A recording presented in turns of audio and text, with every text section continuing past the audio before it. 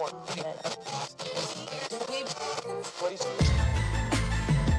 know what it is, black and snurdy, black and snurdy, black and snurdy, black and snurdy. You know who it is, black and snurdy, black and snurdy, black and snurdy, black and snurdy. Odie Mari, Sodi Mari, Mari Sodi, Mari Sodi. black and snurdy, black and snurdy. Black and snurdy, black and snurdy. Hey oh, Yes, Mo? are you ready? Let's go! Black and snurdy, black and snurdy, black and snurdy, black and snurdy. It's the Black and Snurdy podcast with Odie and Maurice. Of course, it wouldn't be the Black and Snurdy podcast if there was some smoothless transition from the theme song. Some smoothless. Yeah, it just wouldn't be our podcast if everything went smoothly. I feel like it's already going smoothly. I don't know what you're talking about. Sure. Well, anyhow, I know that. Do you know Muffin Man? The Muffin Man? The Muffin Man. Yes, I know the Muffin Man who lives on Drury Lane. Yes. And did you know that I'm Odie? And did you know that I'm Maurice? And this is the Black and Snurdy podcast. Wait for it, wait for it. A very apropos for this podcast because we just got finished seeing Hamilton. We did! Which I will go into depth when the segment comes up. I will go into a deeper dissection of that play and that musical. Mm-hmm. But just general thoughts about it, I think it was cool. Yes. Yeah. Same. Ditto. Yeah. Y tu también. Oh, okay. Well, y tu mama también. Y tu mi amigo también. All right. I never saw that movie. Okay? Oh, we should watch that movie. Oh, my goodness. We should. Like Adding it to the list. I feel like it's long, though. So? Every movie is long at this point. So. Yes. Yeah, that's fair. All right. So, as always, we open up the Black and Snurdy podcast with a few questions that we ask the hosts to get to know the hosts a little bit better. Who should start first? Maybe the person who doesn't have their phone on. First and foremost, I don't know how to turn that off. Put it on silent. Well, my phone is on silent, Put but it I on can't. airplane mode. I can't put my laptop on airplane Why not? mode. What do you mean? Why not? You can't mute your laptop? I'm using the internet for stuff. You can't mute your laptop? What does that have to do with using the internet? I don't know how to mute the phone thing. Just mute. Do you need your laptop to not be muted? I can mark it as red, but that's about it. But you can't. What happens if you mute? Are we no longer going to be making noise? I have internet stuff that I have to do. Muting. What? You're not listening to what I'm saying. Muting. Making sure that no noise can come out of your computer. Is that going to impact? It did not come out of the computer because the channel for the computer making noise was down. Okay. So nobody other than us heard those like iPhone, Are you sure? Apple beeps. Yes. Did you hear it through the phones? I don't think you Through did. the phones or through something else? Did you hear it through your headphones? No. The answer is no. Okay. So I got this. All right, hey. Yes, I'm glad we cleared it up. Mr. Morale and the big stick today. All right. All right. Okay, so I've today we're gonna do 4 because I give you 2 and I have my 2, so we can go back and forth. Yes. Okay. Yes. So the first question, this is gonna be interesting for you. I feel like I could already guess this, but what's your favorite social network? Well, they're all terrible. They're all just like, nobody has left the social media network and just been like, man, that was fulfilling. Mm-hmm. My life has been enriched and I feel better about my life. I have an answer. It's kind of creepy. Mm-hmm. I'm going to go with Facebook. Mm-hmm. It was one of the first major social media. I mean, like, we had MySpace. Yeah. But it was when we were in college, Facebook was the big one. Mm-hmm. And that was the one that I glommed onto to sort of, keep up with my friends, get FOMO whenever they would post pictures at a party or something. And I don't post a lot on Facebook now, mm-hmm. but I do use it to check in every now and then on certain individuals from my mm-hmm. past, see how they're doing, see if they're dating, mm-hmm. making sure that they're still single. You're vindictive nature. Just in case. Or not single necessarily, but just unhappy. There we go. Yes. It's fine. I do that unhappy with their life. I'm not like wishing for them to be unhappy. But if they are, yeah, you're not going to be sad. It's a boon to my existence.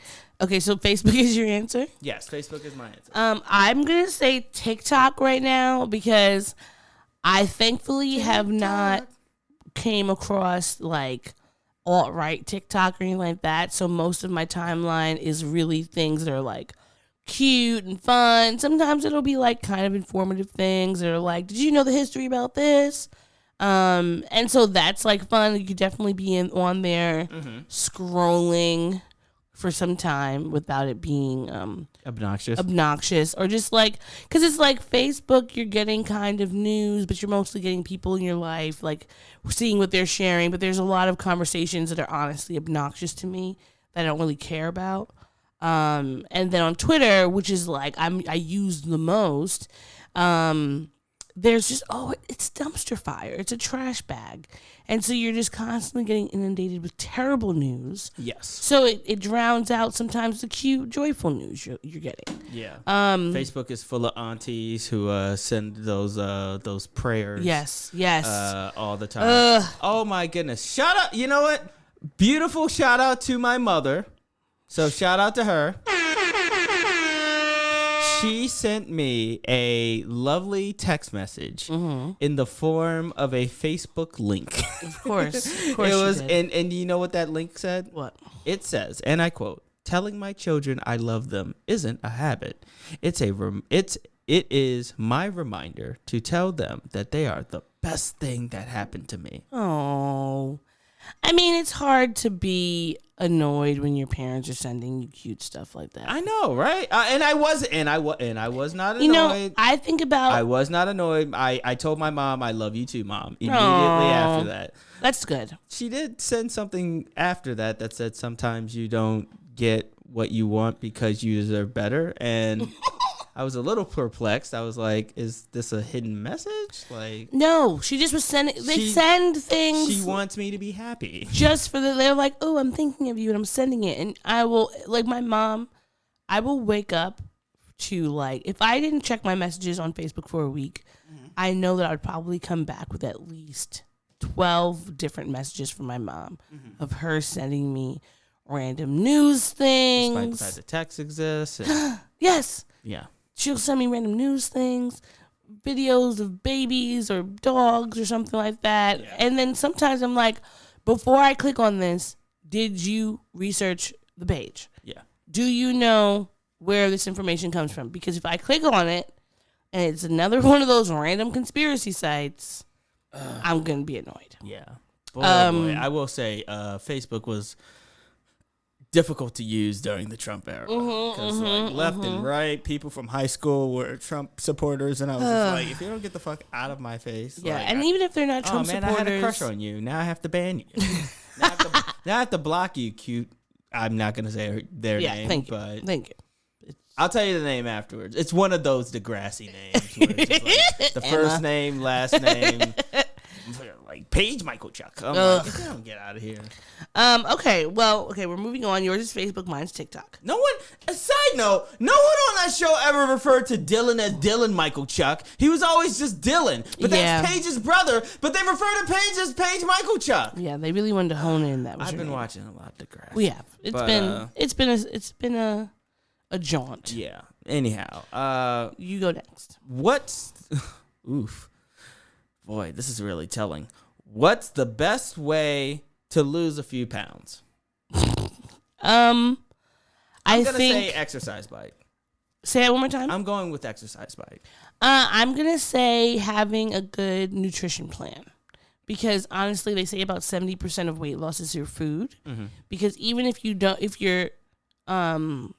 not working out, but you are eating like a certain way, like very healthy and all that, you'll lose weight that way. So I think that also having like cardio every day, even if that's just like a simple walk, 30 minutes, So I think those are good ones. But the exercise bike, if you have one of those in your home, yes.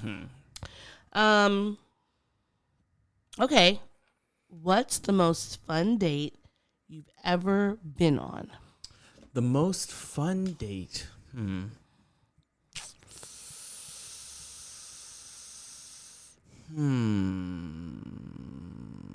I was taken out to STK. That was really fun. That's the only one that you know what? Years ago, like we're talking high school, my then situationship really took me out. We went for like ice cream. We went around the park, and then we finished it up by seeing the A Tribe Called Quest documentary because they knew that I was a big fan of Tribe. That was probably the funnest I had walking around. And I am not one to do all this fucking walking. Yes. Like, I don't understand. Like, if I could be pushed or teleported anywhere.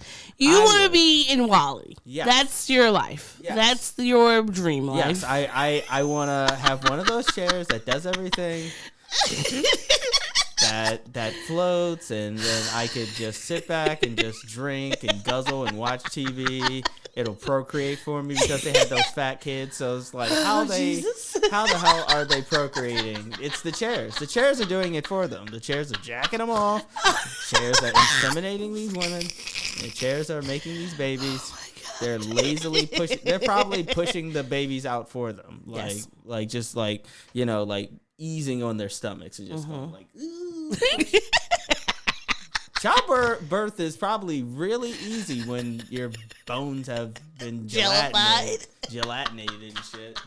It makes sense. It makes sense to me. Just ooze on out the whole. Oh my God! Stop it. I'm leaving. What's the funnest date you've ever been on? I'm gonna say the Botanical Gardens. Oh, okay, that sounds nice. Yeah, that's it. All right, that's all for the questions, right? You gave me an extra one. I did. Oh, right, I did. What's the funniest joke you know? This is a cheat because I know a bunch of really good jokes that I made up myself. Okay, tell me what yours is so I can tell you if I like that one enough to make it mine. Okay. Because I don't have any. I need to hear one. All right, this is the first time and last time that I am going to tell jokes on the podcast like this. This is from Maurice's old stand-up. I'm currently single, and I'm not worried about it because I grew up as a kid watching cartoons, and cartoon logic dictates that for every Mickey Mouse, there's a Minnie Mouse. For every Donald Duck, there's Daisy Duck. That means that somewhere out there right now is my one true love, and she's going to look exactly like me, but with a bow and a skirt on, and her name will probably be Monique Spearmint.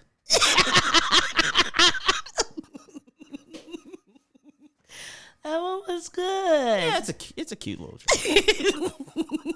The audience likes it. I'm goofy. I haven't heard you say that one. I know. Wait, you've never heard me say that? I don't think I've heard that one. That's one of like the classic Maurice Lickers jokes. I like that one. Yeah. All right, I'm making that mine because I can't think of anyone. Okay. You know I don't really... Okay, if I was going to think of one... We're going to an open mic, and I'm going to get you on that stage. All right. Well, we'll see. I would say one of my favorite ones is from OG Bernie Mac, R.I.P. I ain't scared of you. Yes, but it's the cookies and I want some milk and cookies. I know the one you're talking I want some milk and cookies. That's one. That is tops. I really want to go and get the Def Comedy Jam. Like box set? Yeah, because we used to, when I was younger, we had them on VHS. And so I used to watch them all the time. Like, They're just probably on HBO Max, right? You think maybe? Yeah. If it is, we should watch it. Because Def Comedy and Def Poetry Jam, like, they're both Both of, HBO and shows. honestly, I would say both of those were very integral to my childhood and very what is the word? They informed a lot of things, both that I love with Would poetry. you ever do Def Poetry? I That was a dream of mine. You wanted to be a poetry slam artist? Yes, that was a dream of mine to be. Making memes is my thing. My God. But when you know what you mean, is it really a scream? I'm over you. To live and die in LA. Yes, but I would do that if I ever wrote something that I thought could be as good as those poets, then yes. Yeah. One of these days we're gonna get you up on a You a just want me stage to be do on stage. stand up, and we're gonna go to a poetry slam thing, and I'm gonna write your name, and you're gonna have to do some poetry off the top of your head. I have some ones that are written that I could just pull out of my hat. Okay. I gotta make more. Everybody had a poetry phase. Like yeah. or either poetry or a rap phase. I never wanted to be Oh my God. What you know what? But I want you to give one day you're gonna have to give one day I'm gonna go through my phone and get and pull up all the freestyles that I wrote. we need to have one. We're just let everyone listen in. Hold on. And know I'm gonna see if I can find it that right now. we're gonna get some Chase Jones. That was my rap name. Chase Jones. Chase Jones. Wow. Why Chase Jones? Okay, it's gonna sound horrible, but I like the name Chase because I'm a dream chaser, chasing my dreams. I like that whole motif. And Jones was the name of the dude that my girlfriend was cheating on me I with. remember this. So I thought, fuck him. I'm gonna use the name against him. Chase is the name of one of my first crushes. Well, not first crush, but like the one that I remembered. Grimier than Homer's nemesis, I'm relentless. Keeping my enemies close, I put them on my friend list. Is that what we're getting? 2 bars? School's out, man. My life is a summer break. The main event, like I'm floating in a ticker tape. Chase Jones. Don't know me, take a crash course. That was it. Oh, you know what? You could have been a contender. High school sweetheart's pregnant. Consoled with my current chick. Told me she would blow me if I let go. Now I'm over it. Oh. Well, you know what? You were putting it all out there. Your heart was on your sleeve. Yeah. Well, yes, it was definitely somewhere. My heart was somewhere. Your heart was somewhere. Anyhow. But that has been questions for the... Questions and answers. QTNAs. QTNAs. Questions that need answers. That would be questions that need... Oh, QTNA. That's what I said. QTNA. Yeah, but you said questions that need and answers. the answers. No, I said questions that need answers. You initially said no. When you listen back to this, when you're editing, you're going to hear what I said. I want you to email in and tell Odie what she said. I said questions that need She's answers. Got a little something in her cup right now, so maybe it has nothing to do with it. It has nothing to do with it. Everything to do with it, and it has a lot to do with why we're moving on to our pop culture segment. All right. So where are we starting? What fresh hell do we have to I figured we get should into do this week? the updates and shenanigans first, Yeah. so that we could ease into something that's not too bad. Ease on down the road. Okay, you remember I think it was last week or a few weeks ago, we talked about Elon Musk buying Twitter. Yes. All right, well, he put out a tweet this week that said, Twitter deal temporarily on hold, pending detailed supporting calculation that spam fake accounts do indeed represent less than 5% of users. He said he's still committed to the acquisition, but they're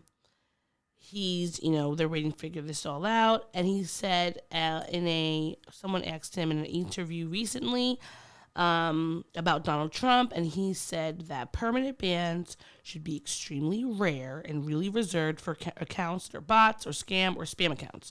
I do think it was not correct to ban Donald Trump. I think that was a mistake because it alienated a large part of the country and did not ultimately result in Donald Trump not having a voice. Do you know what fresh hell will be like if Elon gets Twitter and then we have to deal with Donald Trump tweeting all over? Well, again? allegedly, Donald is like, I don't want to go to Twitter because I already have. He had started his own like social media platform. I don't remember what it is. I don't care what it is, but he started it. What is it called? Dumper? It should be, because that's all that people can do. Actually, you know what? He should call it dumpster. Because that's all social media tends to be, is just one big old dumpster fire that everybody gawks at and is just like, oh my God, like that's true. What did Amanda Heard say or whatever?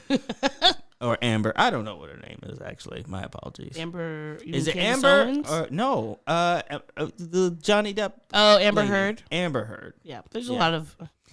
I don't want to hear anything else about it. Me too. That story is so convoluted and ridiculous. It's so crazy that I don't even want to cover it on this podcast. I don't. Yeah, same.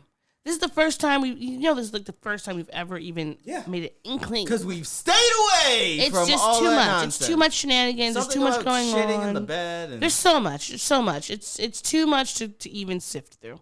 But I think that I'm curious if this had anything to do with last week.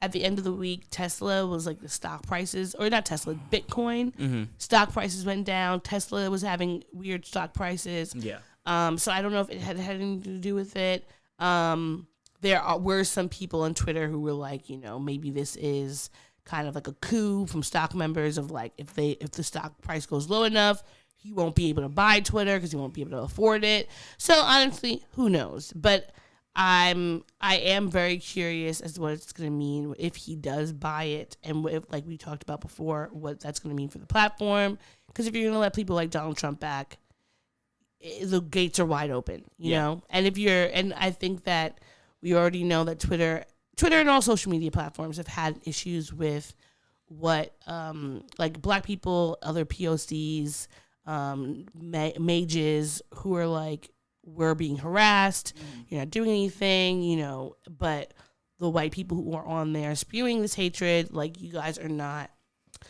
stopping them. So it'll just be very interesting, because if you let Donald Trump back, and you don't, and you want to just let him have quote unquote free speech, it's just, that's not. It's gonna be a blowback. It's gonna be a fucking hellhole of a place to go get news again. And I feel like people. This last few years have been really good without having to wake up and see what dumb shit he has had to say. It's been good for my mental health. I just feel like when people, they really, really need to go back and read the First Amendment, because, as you've said before, the First Amendment stops the government from persecuting you for what you say and for things that you're saying. Yeah, but you can still get these individual fists. Yeah, it has nothing to do with individual citizens. If you say something ridiculous or do something ridiculous and people take a picture of it, that is not a freedom of. No one is infringing on your freedom of expression to say this behavior will not be tolerated. Yes. So we are not going to allow you on our system. Now, I don't think that people should be worried about if they say something disparaging against Twitter or something like that, they're going to be kicked off the platform. That's not it. And of course, I feel like there are lots of fail safes we could put in to make sure those sort of things don't happen. But at the current point, let's just let the people who have been banned, let them stay off. We don't need them, because they're not going to add anything to the discourse. And if you're saying that we're alienating racist bigots of any form on the platform, honestly, I don't care. Okay, let's see what's next. I might interlace these stories with more lyrics. Okay. My immaturity is luring me. Drunken ADD tends to lead to impulsivity. Well, that's true. That's something, yeah. I've had many times when being drunk with my This one ADHD just says, has what's a caused god to a problems. Spartan? Jesus Christ. All right, moving on. This is another update that we have on the Wendy Williams show. Mm-hmm. If you don't remember, we spoke about how Wendy Williams' show was going to be ending, and then it was going to be going to Sherry Shepherd was going to be the new permanent host. So there was a bit of drama because Wendy basically, during an interview with Fat Joe, she said she was not going to watch the Sherry Shepherd show because it's not her thing. Mm-hmm. And she basically was saying she's trying to get her show back. Sherry responded on Instagram Live saying, I did hear Wendy say she will not watch me on the new show, and that's okay. You know, I understand. And she was saying she wanted people to pray for her. She said, I personally feel that it is difficult to wish a person well. Oh, this is Wendy's attorney. Said, I personally feel that it is difficult to wish a person well, which Sherry did, while attempting to health shame them at the same time, especially since Wendy was the one who created multiple platforms that gave Sherry several opportunities. Wendy is an icon and should be respected as such. Honestly, I knew something like this was going to happen because they kind of unceremoniously canceled the show. Right? Yeah, like it was like, Wendy's sick. Does she have dementia? Does this and that? Does she need a conservatorship? And then was like a whole thing about her not being able to get up from chairs and that she was in a wheelchair or something. It was a lot. She had a health scare. We don't know what it was. Yeah. But they used that to be able to push other people to possibly be in the time slot. Yeah. And that's how Sherry Shepherd got the role. I wonder how Ricky Late's doing. I hope she's doing well. Yeah, you know her. What was Jenny Jones? Not Millhouse. Montel Williams. Where did Millhouse come from? Montel Williams. Oh, remember, was it Ted Donahue or Todd? Donahue, yeah. What was his first name? It was something Donahue. Was it not Tom or Ted? Was it Greg Donahue? No. Ted? Let me look it up. Not Ted Lasso. Yeah, I'm blanking. Listeners, if you're as old as we are, please yell out into your phones. Phil Donahue. Phil Donahue. Okay. Okay. Yes, that's him. Oh, he's still alive. That's good. That's good. Yeah, give Phil Donahue a show again. Well, his was okay, right? He was born in 1935. Yeah, so he's got time. Yeah, I mean, sure. He's just sitting on his residual. Well, not residual. Hopefully he's getting residuals. Is he getting residuals? I hope so. Where would they do? Well. Yeah, because I was about to say, like, when daytime talk shows end, it's not like they rerun them anywhere, right? Mm-hmm. Like they'll rerun. They used to rerun Conan O'Brien's show, like the late. He's not doing show. that anymore. He's not doing that. Who's in that? Was that Joe? Well, Conan. Gordon? No, Conan was. Conan had his own late night show that he's no longer doing, so he's not doing that. I think he's doing podcasts now. Yeah. And not Craig Ferguson. Somebody's leaving. Gordon is leaving. Thank God. Fucking unsufferable. Ooh. Hey, yes. Cars.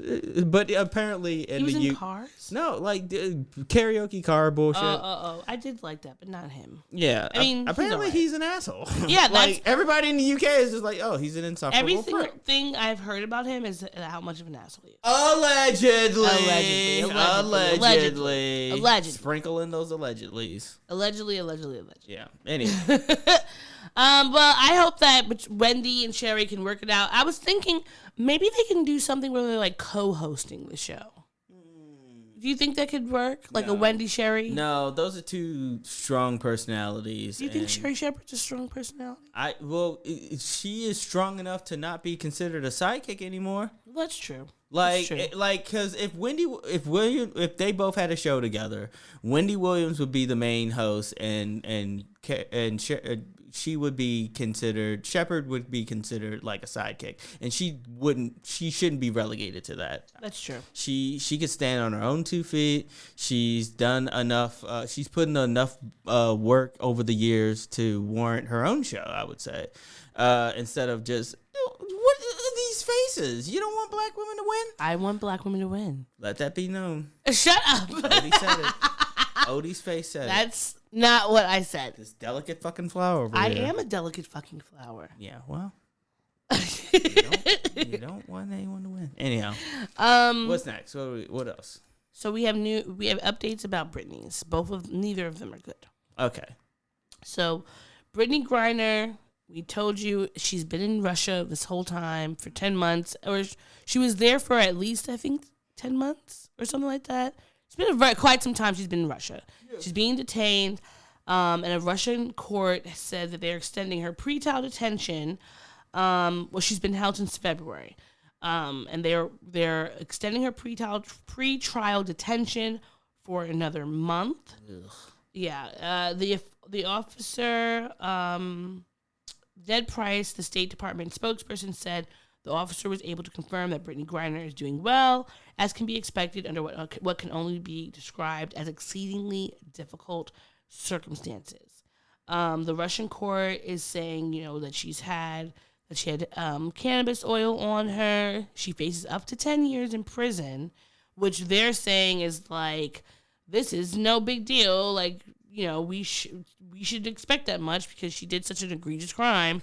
When we're all like, oils, man. Like, she wasn't distributing it. But you want to know, this is some like crack era fucking prison sentencing. We have a few weeks ago, or maybe it was last month. They war on drugs. Bullshit. America and Russia did a transfer for prisoners, and they let go a few people. But like Brittany Griner was not put in that. She wasn't one of them. Like, it wasn't just Brittany Griner. There were a few other people who are being held prisoner there. And it's like, what is the holdup on this compared to those other people who might have some sort of espionage or murder, whatever the case may be? They might have ties to the government of some kind. It's lowest stakes crime. It really is. And I can only, it just feels like to me that our country is not taking it seriously. Lisa Leslie said already in interviews that they told her not to make a big stink about this in public. And some people are trying to say, oh, it's because we don't want Russia to know how important she is. They know how important she is. Yeah. She's the star WNBA player. You don't think people think that she's important? Like, that is, to me, a very silly excuse for not making a huge hullabaloo about her being away. If this was LeBron James, we would have been fighting to get him home. Yeah. So it's just like, I want her to be back home. It's been too long that she's not here. And I'm sure, she's very stressed out. I saw a video of her like coming through after the trial, and she just looks so downtrodden. I would too. It's just very sad. Too. I want her to come home because they're not treating her. There's no way you could tell me that they are treating her very well. Very well. They're not. And her lawyer was like, "Oh, well, we haven't had any complaints." I'm sure she can't complain because she doesn't want to be treated worse than she already is. Yeah. And in other Britney news, Britney Spears, unfortunately, she announced this weekend that she and her fiance, what's his name? She and her fiance, Sam Ashgari, suffered a miscarriage. So we want to send all of our love to Britney. Yeah. Because we know that she's just had a very long road. She just got her conservatorship. And miscarriages are notoriously like... Yeah.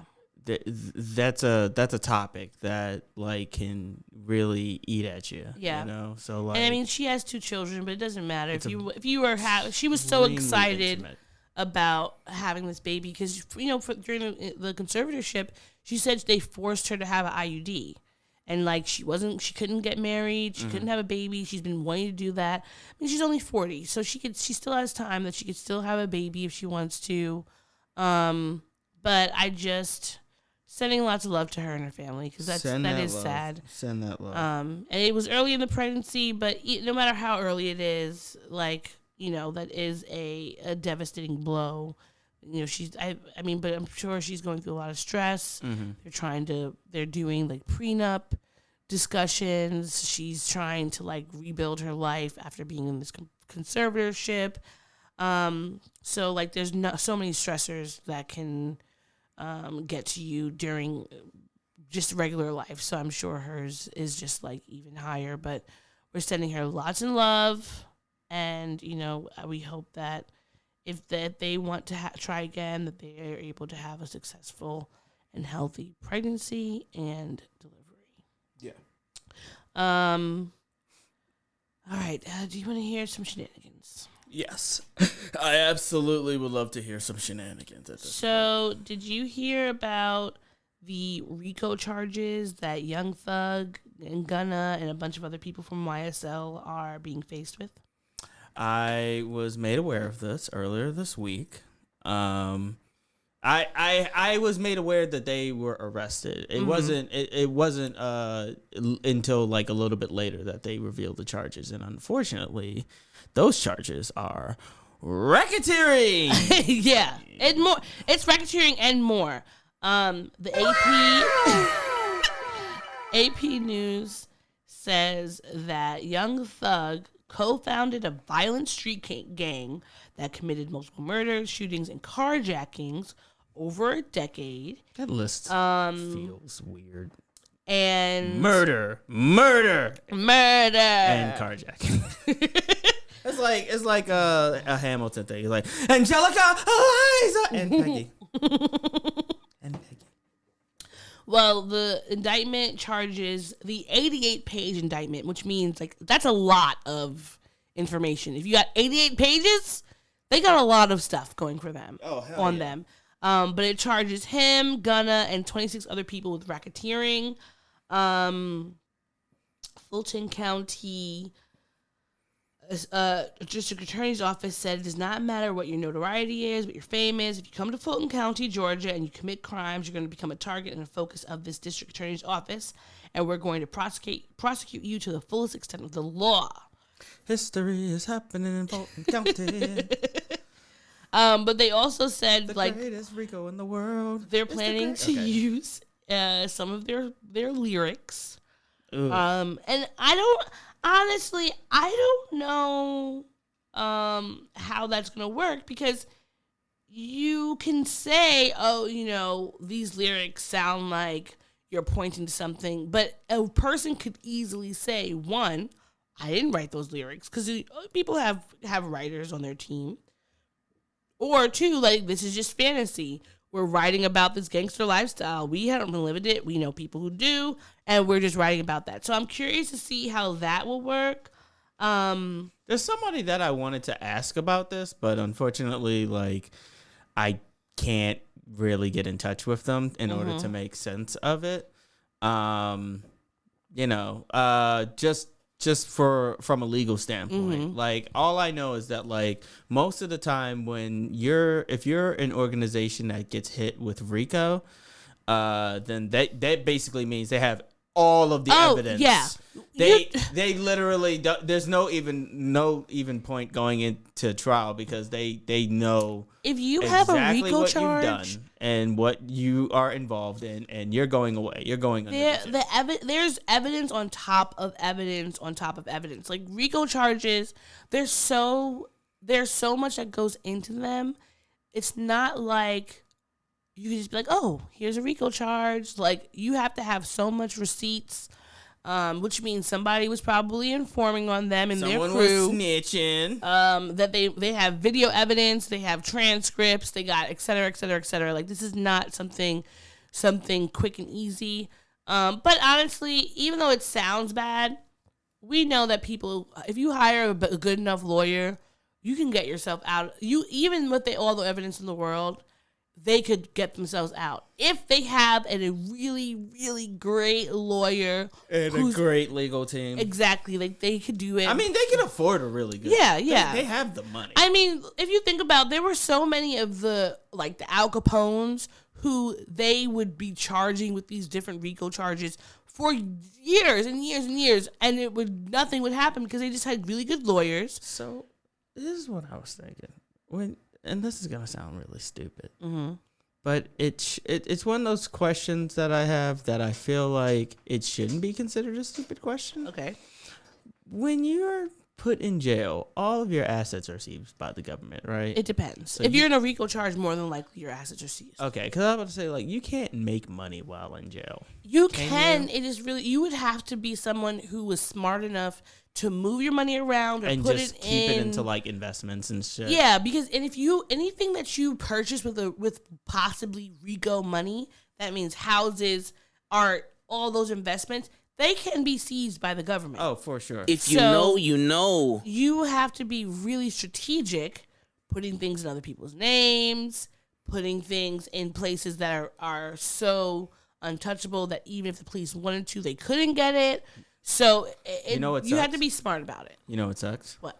You would think that Young Thug of all people would take Birdman's advice. Put everything in my mind. Oh my goodness. Because I'm hood rich. Da da da da. I'm not going to do this with you. If you know, you know. Yeah, but we're just, I guess we're gonna see what happens. I wish them all. Yeah. I wish everybody in that to get their just desserts. Yes. And that's all I could say. Yeah. If they are involved in something, I mean, we all know how I feel about prison, restorative justice, and abolitionist. Take a shot. Take a shot. Why don't I have a fucking shot thing? You should. Where's the drop? I don't have a take a shot drop. We could have another round tonight. Take a shot. I'll isolate that. You should. At some point. Probably. But you know what? Okay, this is a very controversial thing I'm going to bring up next.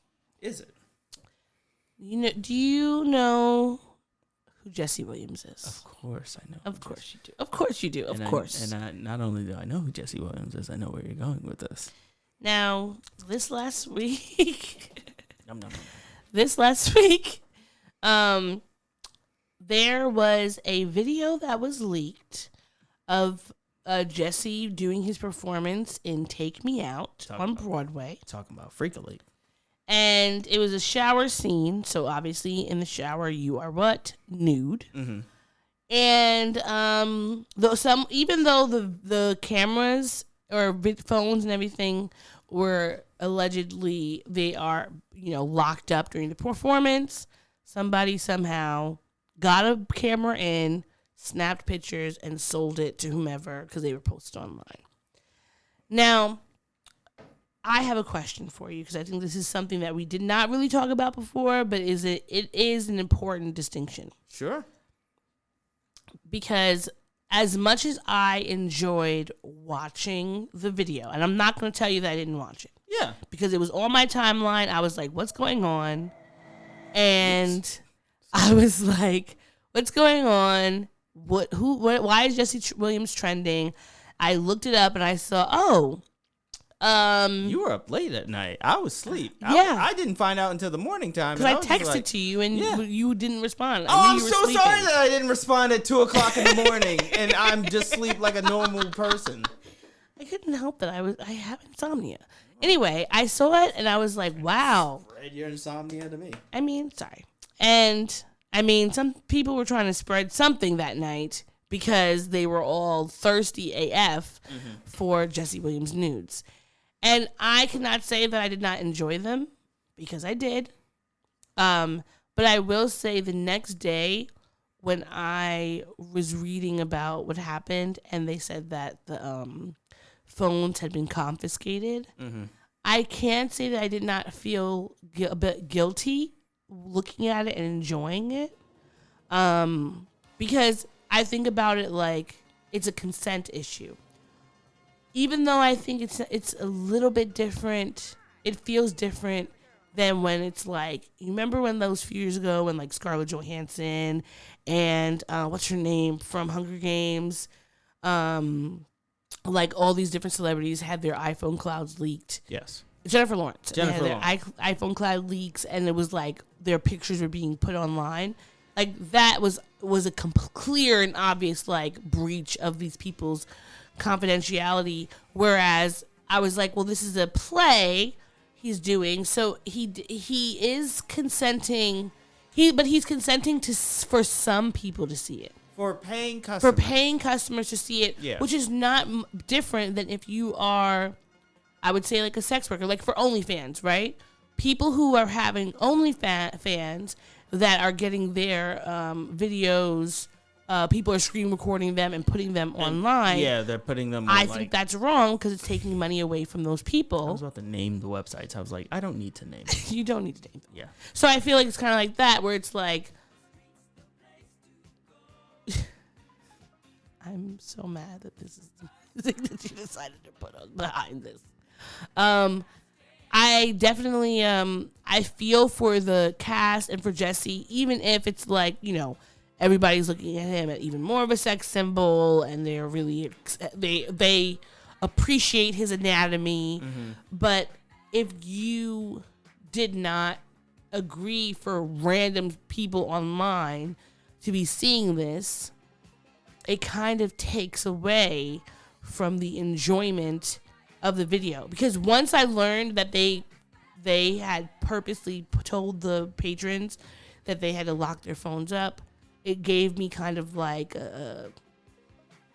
I wasn't as happy to have seen what I saw. Or could it have been an interesting marketing tool, since the Tonys are right around the corner? The nominations just came out. I mean, okay. And now they are sold out. Those ticket prices are like $200 a pop. I saw some that were like $99, but like those are for the nosebleeds. If you really want to get in there and see everything that you can see. So this was, if you want to be where the people are? Yeah. And see, you want to see their faces? He's got who's and what's it's galore. I kind of like, when I saw this, I was feeling, I had like my Gemini brain was moving, because I was on one hand, Thingamabobs? Oh, he's got plenty. He's got plenty. Like, yes, I feel conflicted about it, but then I was like, okay, he got a Tony nomination on Monday, which either could have been, like, of course now, because he has talked about him having this nude scene a while back on NPR. He had an interview about it. So people have known about it. This was new to us. Yeah. It's not new to people who are going to see the play. Who knew about the play. Yeah. So, like, there's that, but then it's like, why all of a sudden after he gets a Tony nomination would his nudes be leaked, or the nudes from the scene be leaked? Was it actually a leak? Because, you know, it's Hollywood, and honestly, like, we could be all outraged about it, but you know, there are so many things that happen in Hollywood that are smoke and mirrors. Yes. Like, it's not out of the realm of plausibility that his team, even without him knowing, not saying he had anything to do with it, but his team could have got someone in there, take a video and leak it. Because I've been at shows where they take your phone for whatever reason, and usually there's like security guards doing like a sweep. They're paying attention. They're looking, because, you know, they don't want you to put anything out. So it's like, how did this happen? Yes. So it's like, if it was just a, you know, PR thing, and this is how his team was like gonna secure him the Tony nom, I am not mad at it. But it brings up so many different ways, like, how did this happen? The Second Stage Theater, where they're showing the play, they put out a statement like, you know, this takes away the integrity of the theater. Should be the 8-stage theater, you know what I mean? Can you He's got a cool 8. calm yourself? What? Dry up. I'm just saying. But you're making a lot of valid points. I see it more as like potentially like maybe I'm sinister with my thinking, but I'm thinking this was like somehow purposefully leaked, and all this is just speculation, I should say. I don't have any inroads into none of us do. Broadway world. It's just like, what could have possibly? There's so many ways. It's so many variables. Just one random person just so happens to be there with their phone and being like, "Ooh, you know what? I'm gonna snip a quick video." Because it was like a minute long, but they had. To me, I know that I'm too scary. I would have gotten the blurriest video that you ever seen. Because it's a stage shower, right? Yeah. So he's not really using soap. I don't know. He was very wet. I know that. He was extremely wet, and I bet you were too. Okay. But I lost my train of thought. Well, stop thinking about the 8 inches and just... About the 8 inches. About the Ian Shears? We're derailing the point that I was trying to make. I'm derailed my own point, and I don't even remember what my point was. Jesse was finally asked his thoughts. Yes. He said, "I'm not down about it. I mean, come on. It didn't. Okay. I'm not down about it. Our job is to go out there every night, no matter what. I'm not really worrying about it. I can't sweat that. We do need to keep advocating for ourselves, and it's wonderful to see a community push back and make clear what we do stand for, what we don't. Consent is important, I thought, so let's keep that in mind universally." Tripod stand. Theater is a sacred space, and everybody doesn't understand that. Everybody doesn't necessarily respect or regard that in a way that maybe they should or we'd like. I think that what he said is true. Yes. The theater is a safe space. Yes, it is. It is a sacred space where people have been always allowed to show themselves in various ways, and it should not come with like this burden of like, you know, our people finding out something that they shouldn't find out that we are purposely keeping secret. I mean, like, even just a few years ago, wasn't Daniel Radcliffe doing Equus? Do you know that I looked up that play because I remembered it? I bet you did. There's no way that you wouldn't have. I mean, I knew when it happened. I was like, I mean, yes, of course, I'm a Harry Potter stan, so I was like, what? He's naked? But do you know? Guess how old he was when that play came out? How? 17. Ew. Right? Because when I was thinking about it, I was like, yeah, I remember when he played it, and I do remember things being leaked. It originated in the UK, yeah, right? They have different laws. They have different views on being nude. It's not always very sexual there. It's just like the fact that we're nude. But it was the fact that, like, when you're looking back on it, can we turn this music off? What? It is weird. Fine. You don't want to hear about Rain? No, not when I'm talking about 17-year-old Daniel Radcliffe's nude body. Okay. Fair enough. But I remember when it came out there being a big controversy, but when I was looking back at the articles about it, there had apparently been a lot of protests because he was nude, he was 17, and people were like, nah, this is too much. But I remember there being people who were going and like leaking photos, but I don't remember what happened to them. And honestly, like in this situation, even though I obviously saw the video, I do think that someone who leaked the videos from there, if they're gonna get fined, like not saying they should be thrown in jail, but like to be fined, or if he wants to bring civil charges, or anyone else on the cast to bring civil charges, because it's like. You broke the rules. You broke the rules, and you have possibly made it a hard ship for me and my fellow castmates. Because it's like Jesse Williams is a sex symbol. We know that. We know that sex symbol. We know that the paparazzi are drooling at the mouth to try to get videos of him in this role. Drooling at the mouth when I saw the video. But at the end of the day. When we're watching that video, it's not just him in there. Yeah. There were other people on the cast. It's the dude. One of the dudes is from God, what was that awful comedy series that went on forever? That was like, it was The Office meets just American household families, and the two Modern of them Family? are gay. Modern Family, that's what it was called. Why did you hate Modern Family so much? I hated Modern Family. Like, I just thought like the fucking writing was weak. And it dominated so much of television at that point that like I couldn't stand watching another episode. Like I gave it an honest chance. I really did. But I was just like, I'm not here for Manny. Yeah, it was I'm not here you didn't for like Manny? No one. It was and growing up with him was insufferable. The thinner husband. Sorry, Sofia Vergara. It was the thinner gay husband, the son of what's his name? Coach. Yeah. All of his castmates were like, this is wrong, blah, blah, blah. People in the theater, this is wrong.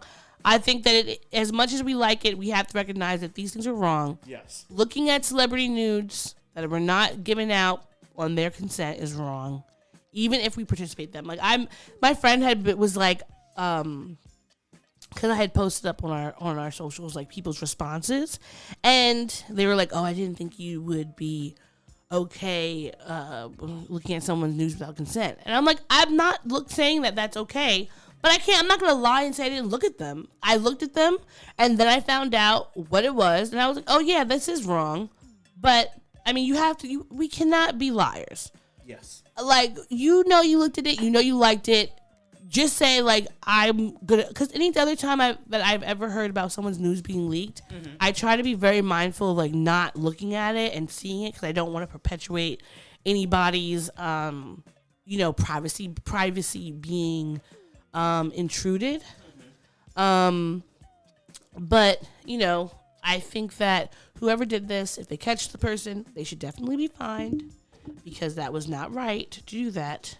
And we should just respect people and respect their wishes or whatever, even if it's considered public territory. If someone is charging you for a activity and you're recording it, that is not the same thing as consent, because they consented for it to be with you in that particular instance. Like, that's it. When we have to think about that in literally every circumstance. Yes. A sex worker consents to have their sex work in that particular instance of the person they charged for. Nobody else is allowed to just jump on in just because of the fact that they are a sex worker. And I think that's a very important distinction. That is extremely important. Also, do you like this song? What song is this? It's the instrumental of Ring My Bell. Oh, God. I do actually really like this song. So, all right. Those are the shenanigans. Do you want to get into, like, good things? Yes, I absolutely would love nothing more than to get into some good stuff. All right, so real quick. Doctor Who is filming a show for the upcoming 60th anniversary, and David Tennant and Catherine Tate are coming back. The best Doctor. The 10th Doctor is David Tennant, which is good. And you know what? I keep saying I want to binge watch Doctor Who. Oh my God, that would take forever. It would, but I won't go. I'm not gonna say I won't watch the originals, but the newer ones. Yeah. I was thinking to start maybe like in the 2000s. Yeah. Because that won't be so overwhelming. But I really want to watch it now because I'm hoping I do not mispronounce his name. Bad Wolf. But Ncuti Gatwa he's from Sex Education. Yes. The black guy from Sex Education He's the new Doctor. He's the 14th Doctor. Yes. So I'm really excited for that because he's the first black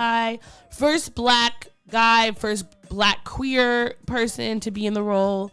So, or first black person and first black queer person. So I'm really excited about, or openly queer person. So I'm really excited about that. And honestly, like a good doctor. He's gonna be a good doctor. Yeah, because I love him in Sex. I have to finish season. I'm thinking I'm up to season 2 with Sex Education. It's really good. I have never seen it, and we should watch it. It's one of those shows that I keep meaning to watch because it's really funny. It's on the list right after. It's like chewing gum. Like that type of dry comedy. Oh, did you ever see Scrotal Recall? But they renamed it to like Lovesick. Oh, that was yes, I did. I liked Lovesick. I haven't finished watching. I watched the first 2 seasons, but I didn't finish it. But I do like that show. I hope it's still on Netflix. I think it still is. From the last time I saw, it was good. Yeah, it was good. Yeah. So that's good. And in other sci-fi news. The Orville New Horizons trailer came out. Did you well, we were watching Orville. Yes. And it ended on was it like a cliffhanger? Yeah. It ended on a cliffhanger because it was what's the robot's name? Oh man. I'm blanking. Well, I don't remember his name, but the Kalons. Oh, the Kalons, yeah. But I don't remember his name. But like the Kalons, we finished with them having a fight with the Kalons because they learned that it had all been a like there was some subterfuge in it the whole time, and they were actually trying to kill us all. So that's where we're kind of leaving off with the trailer. It looks like it's going to be really good. And R.I.P. Norm Macdonald, because he was he voiced the Blob thing. Yeah, Lieutenant Yaphet. Yeah, Yaphet. Yeah. Yeah. So I hope that it's gonna be really good. I mean, I liked the show.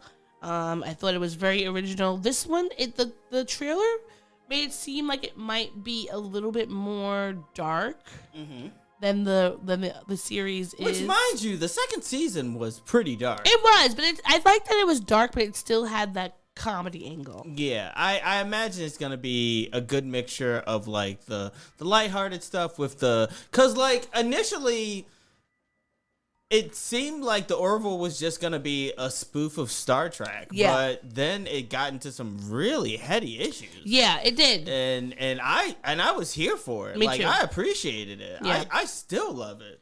I thought it was really good. You know, I might go back and watch a couple episodes. You know that I'm a Trekkie, Yes. so I'm like, I love these shows. But I do like when they don't make it so serious. Because when watching Star Trek, I love it, but everyone's so serious. Like no one's really having fun.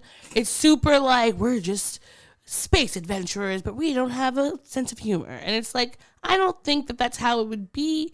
Even like. Of course, comedy will change and things like that. But I think that even in the midst of like the worst times we've ever had in America, people have always found a way to laugh. So I think that like we would have a very mixed brand of comedy, and it wouldn't just be so super serious all the time. I can name 5 Star Treks that I have not watched. Star Trek, The Next Generation, Star Trek Enterprise, Star Trek Voyager, Star Trek Deep Space Nine. So none of them. Nope. Nope. So you watched none of them? No. I mean, I gave The Next Generation an honest try, but did you? I did. It's just so dry. It's not dry. It's the driest. They're going on missions every episode. The driest panties I've ever seen. And I tried, man. Just not enough action for me. I didn't get into the Borgs or whatever the fuck they're called. It was such a good. There I'm was sure such good stuff. I think I tried watching it with you at one Yes. point, and You I fell refused asleep to watch immediately. Star Trek and friggin' Stargate. What is it with First wrong with off- you and the stars? Why First do you off- hate them? First off, what's up with you and the stars that you love them? Well, I fucking And love the stars. Second of all, it's not that no, Stargate is the one that I keep falling asleep. Yes, allegedly. What do you mean allegedly? They get to Mars and Mars You've only has a watched the settlement. movie. You haven't even watched the TV show, which is different. Oh my god! It's a Is different it type of different? show. It Can is. Possibly be. It's any more different? energy. Like there's so much more going on. There's intrigue and romance and all that in there. I'll watch that if you watch Battlestar Galactica. I love Battlestar Galactica. I would love to rewatch that. I haven't watched it in a long time, and it's actually on my to-do list of watching. Well, maybe we'll watch it. I really like. I love Battlestar Galactica. Do you know that You had a crush on who? Gator? No, that's not what I'm saying. My cousin Boomer? my cousin Petey, R.I.P. When because Babylon 5 came out the same time as like Battlestar Galactica. Yes, it did. And my cousin Petey would call me Babylon 5 in his Trini accent, and I used to hate it so much because he'd be like, "You're just babbling on, babbling brook, Babylon 5." Yes. And I used to be so mad every time he would say that to me. But yes, I love all of those shows. I've been a sci-fi fantasy type of gal, and specifically like the galactic sci-fi worlds, like those have always been my favorite because I love traveling. I love seeing the world. So the idea that you could like travel to other like galaxies and star systems and things, it definitely that would be like on my wish list only if I knew that I could come back to the Earth. Mm-hmm. But and also I want to be able to come back to the Earth and not have it be like me being in another star system is going to make me come back to Earth like 10 years later. I want it to be a normal amount of time lost. Like if I stay away for 3 months, I want to come back and I was only gone for 3 months, not 3 years, because that's too much. Yeah. But yeah, that's it. Speaking of other trailers, finally, after, how many years is this? 2009. It has to have been 10 years. 2009. Because this fucking thing came out when we were in college. From 13 years later, we finally have the second Avatar trailer. We watched it together. Give me your thoughts. I'm not going to go see it. Are you? Come on. I'm not gonna go. Let's see go. It. Okay, what if they do? It's one of those movies that's designed literally just for the movie theaters, and those are the worst kind of fucking movies with no replayability. Have you ever seen Avatar outside of the movie theater? I honestly don't think I have. It is pointless. It is a pointless viewing experience. It is like this was not made for domestic television sets or anything like that. It's made to be like, ooh, look at the thing flying out of my ass. Like, look at this 3D thing coming. This monster. They're look, their ponytails are having scissoring sex. Like, what? Come on, this is ridiculous. So no, I'm not gonna go watch this movie. I'm sure it'll be a box office hit. I'm sure it'll be a. Do you think it'll be a box office hit? No, it's definitely gonna. Like James Cameron, come on. I mean, I think that I do want to see James Cameron, right? Yes. Yeah, James Cameron. Yeah, he can't do no wrong. I mean, they did. This Avatar is the highest grossing film of all time. Mm-hmm.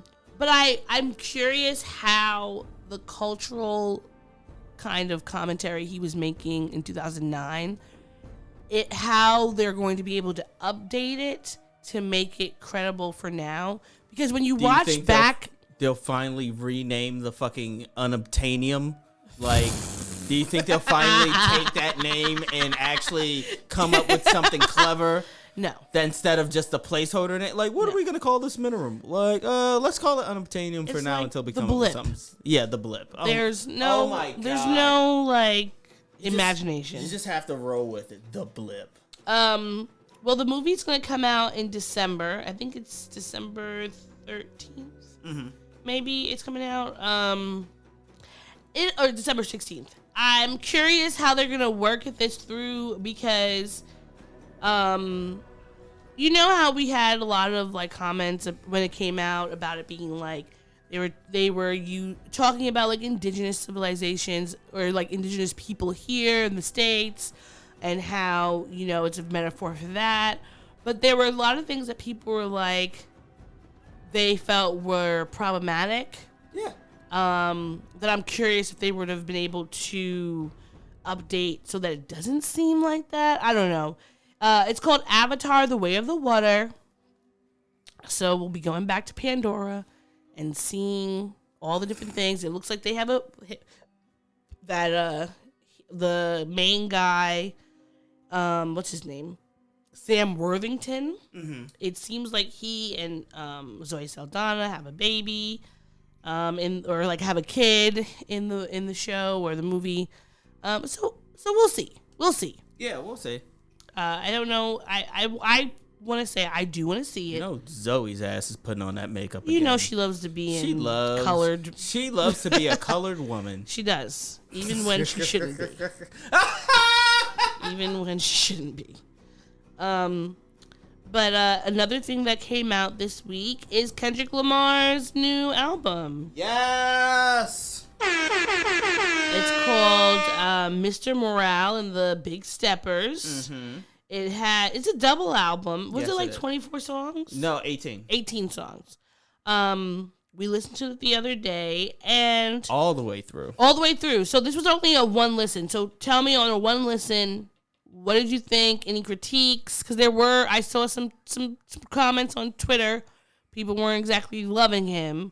So give me your thoughts. It's art. It listening to it is like listening to art, quite frankly.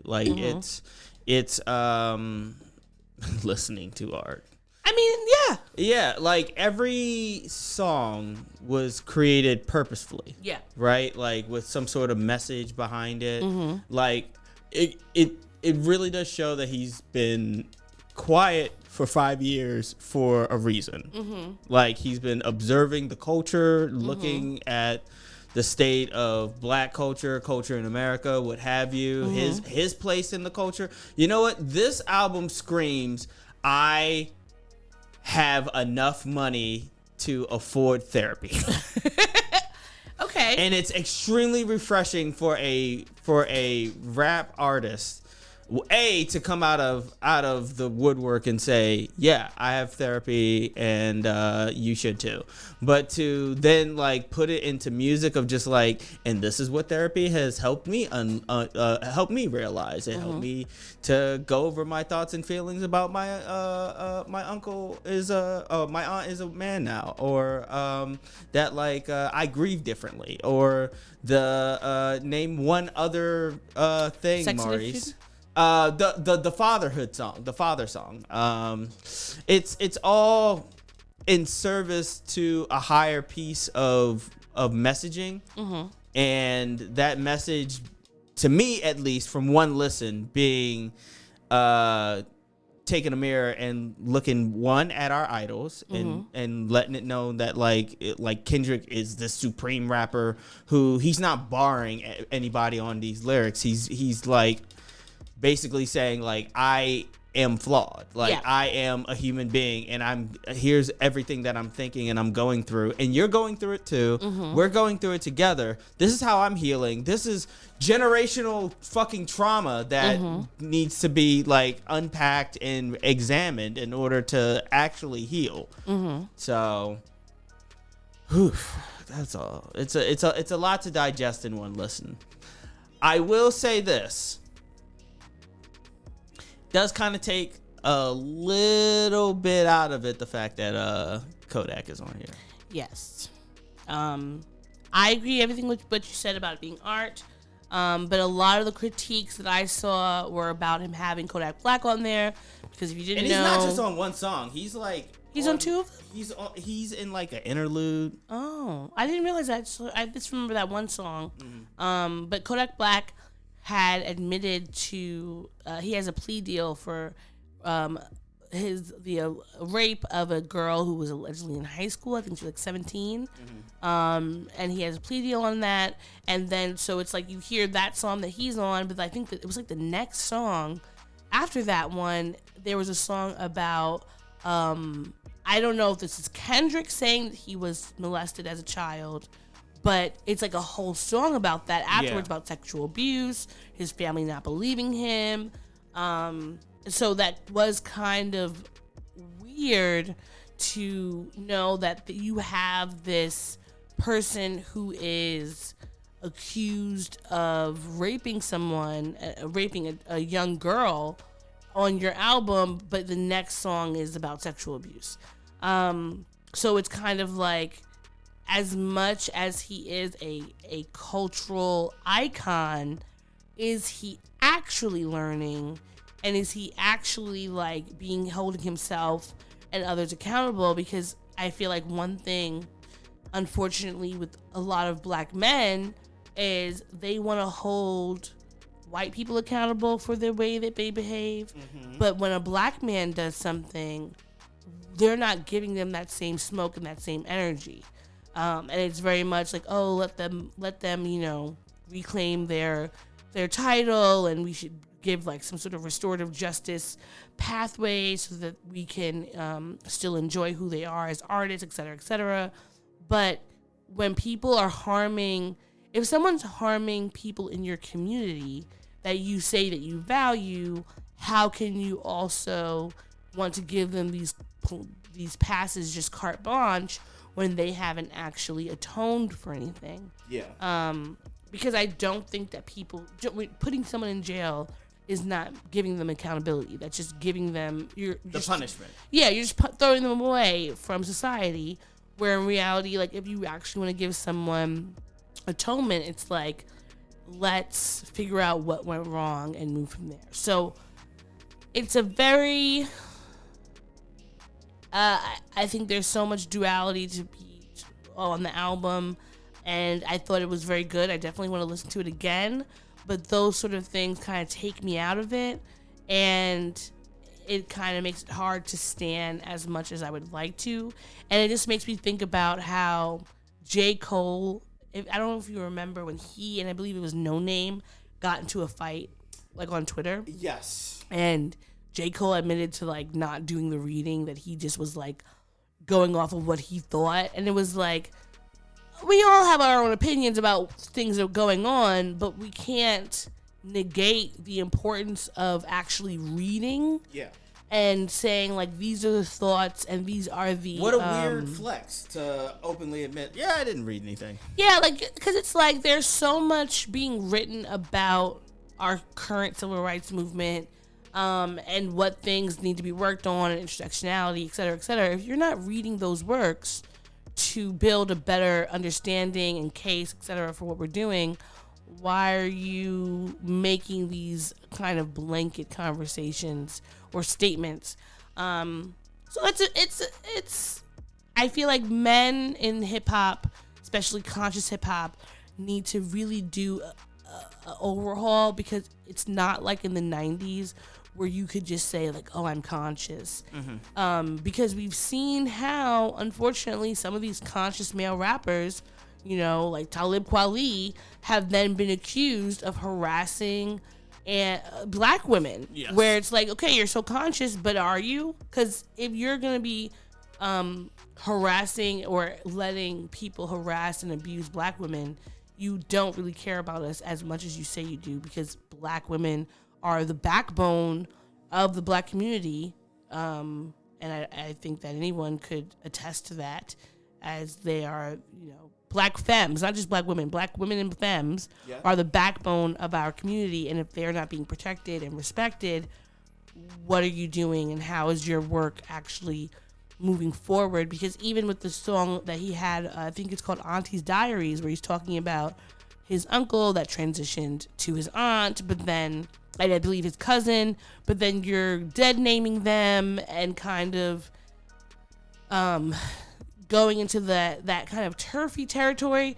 And then, you know, also that song he was saying the F word a lot, and I understood it. That was the same song as the Auntie song. That was the Auntie song. Yeah, it was the Auntie song. And it was kind of like, I didn't feel as strongly as I did about that J. Cole song, since that one was more like, what are you doing? Like, you don't even have a message, you're just saying this word.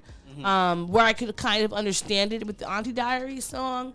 But it's like, are you doing this is this like self-aggrandizing, or do you actually believe in, you know, trans rights and Black Trans Lives Matter and all these different things? Like, does that matter to you, or are you just making this song because it's popular, the kind of the trans rights or trans people are like a news item, so you can talk about it and kind of be seen as woke?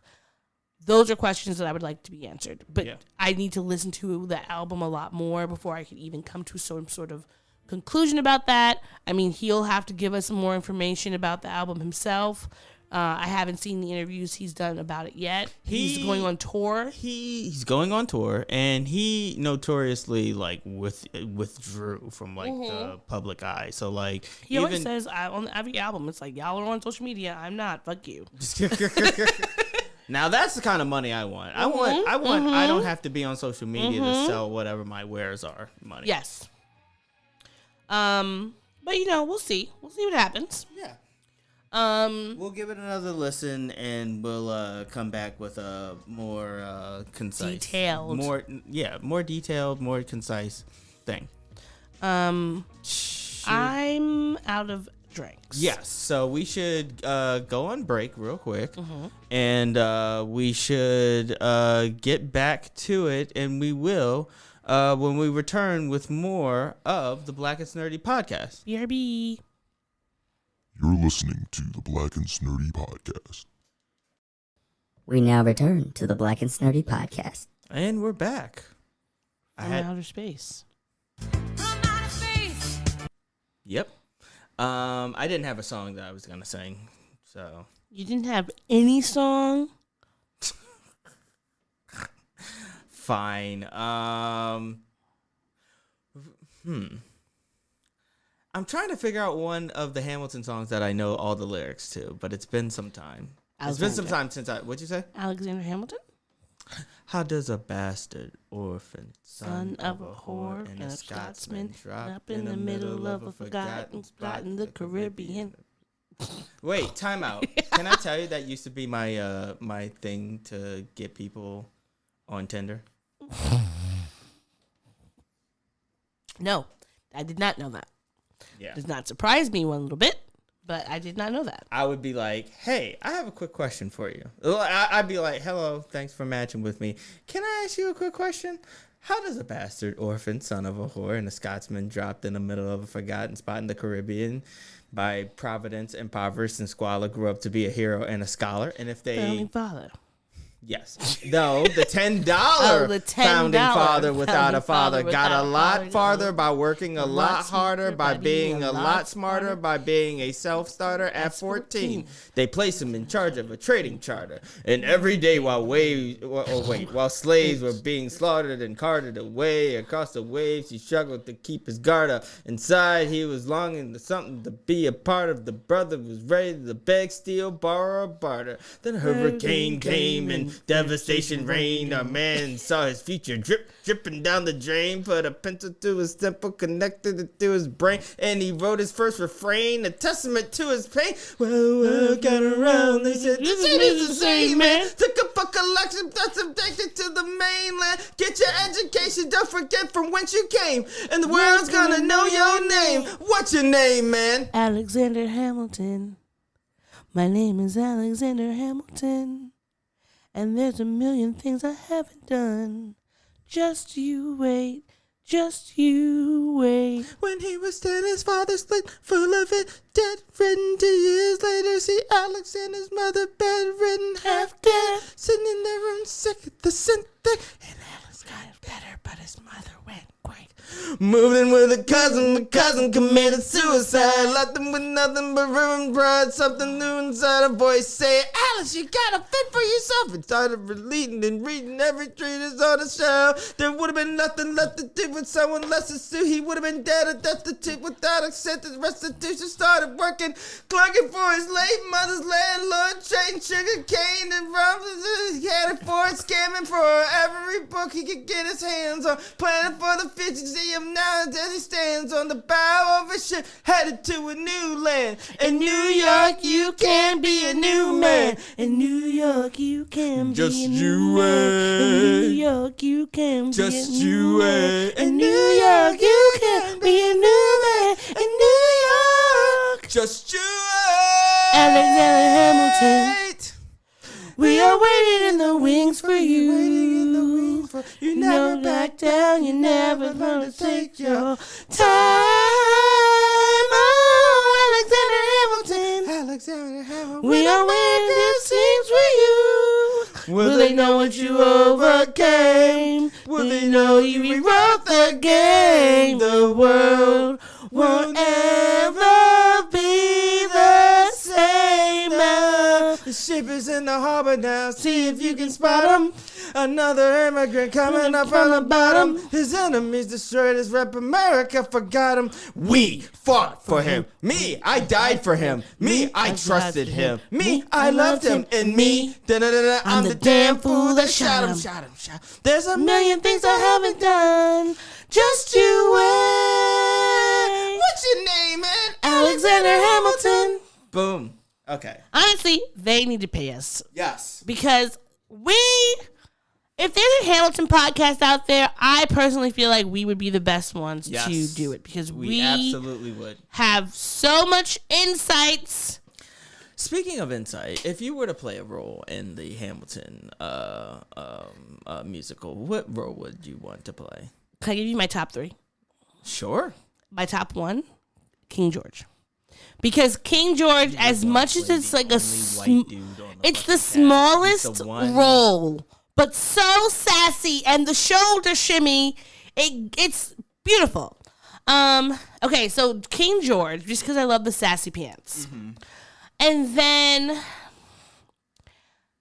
I feel like I want to say Angelica. Not Eliza or Peggy? No. Okay. Angelica, because I like her song. Her songs are like, that song, Satisfied, it just, speaks to my heart. And I think the last one would be Aaron Burr. Sir? I just think that his songs are, honestly, it's called Hamilton, but Aaron Burr is the star of the show. Yeah, he's like the second. Well, he was the protagonist until he became the antagonist. Yes. Yes. I think Aaron Burr to me is like the star of the show, Sir. which I feel like is why I think that Aaron Burr should be now I have to say yes. it every time you say it. Every time, it's fine. It's just like when you say that dude's name, I have to say that. Yes, we know. But I think that Aaron Burr's Sir. his whole thing, I really love the progression of him. So yes, I think that would be it. Honorable mention to Hercules Mulligan. How is it an honorable mention? It's an honorable mention. You said 3, and then That's what the honorable mention. A 4th. You would make a good Hercules Mulligan. I would. Although you can't beatbox for shit, so You don't know what I could do. I couldn't easily say that while looking directly. You don't know what I could do. All right, drop a beat right now. 3, 2, 1, go. Oh my God, that's terrible. First of all, awful. I didn't get to warm up. Don't do that. No. I can't stop this feeling Deep inside of me, girl, you must not realize what you do to me. All right. I'm not going to continue doing that because All right. it's just so many songs. Yeah, we could just So sit here all many day. names of this wine. I can't But instead, pronounce. we should be moving on into our mental health section. This is the section of the podcast where we, as advocates, not experts, check in with each other on our own mental health journeys to see where we're at. You know, we both have therapists. We both are going through the process of bettering ourselves, healing ourselves, protecting our mental health. So, and it's a process. So, if it's okay with you, I'd actually like to jump in and start for the first time. Do it. Mainly because mine was a little bit not uneventful. I spoke to my therapist this morning. Mm-hmm. When we are recording this, it was this morning, and I've reached a new stage where we kind of have, I don't want to say solved, but addressed all of the issues that we were initially that I initially came to her with. Mm-hmm. And so now I'm gonna be given some time to actually think, what do I want to do in therapy? Mm-hmm. Because it would be easy for me to just be like, well, if I've solved all these issues and that's enough for therapy for me, I'm done with it. Mm-hmm. But who knows if these issues will continue to linger and how to deal with them moving forward. But I have been in therapy for so long that I was telling my therapist this, I have the tools to actually make lasting changes and decisions when these feelings occur. Mm-hmm. So it's hard. It's less of me having to need to talk to somebody and unpack these feelings, and more of me just going, see, look what I did. Mm-hmm. I was able to go through these periods of emotions or feelings or thoughts or experiences and come out on the other side as a healthy person because I have the tools to do so. So now it's up to me to do some homework, mm-hmm. Figure out what it is I want to talk about in therapy, what mm-hmm. it is I want my therapy sessions to be, looking like, and what I want to tackle. And I haven't had really a chance today to start that process, mm-hmm. but I'm eager to see. I am eager for this next chapter in my therapy. I'm eager to see what we'll be talking about moving forward. Well, one, I want to say congratulations for reaching your goal points in therapy. I think that's very important, and that means that that's showing growth and et cetera, et cetera, et cetera.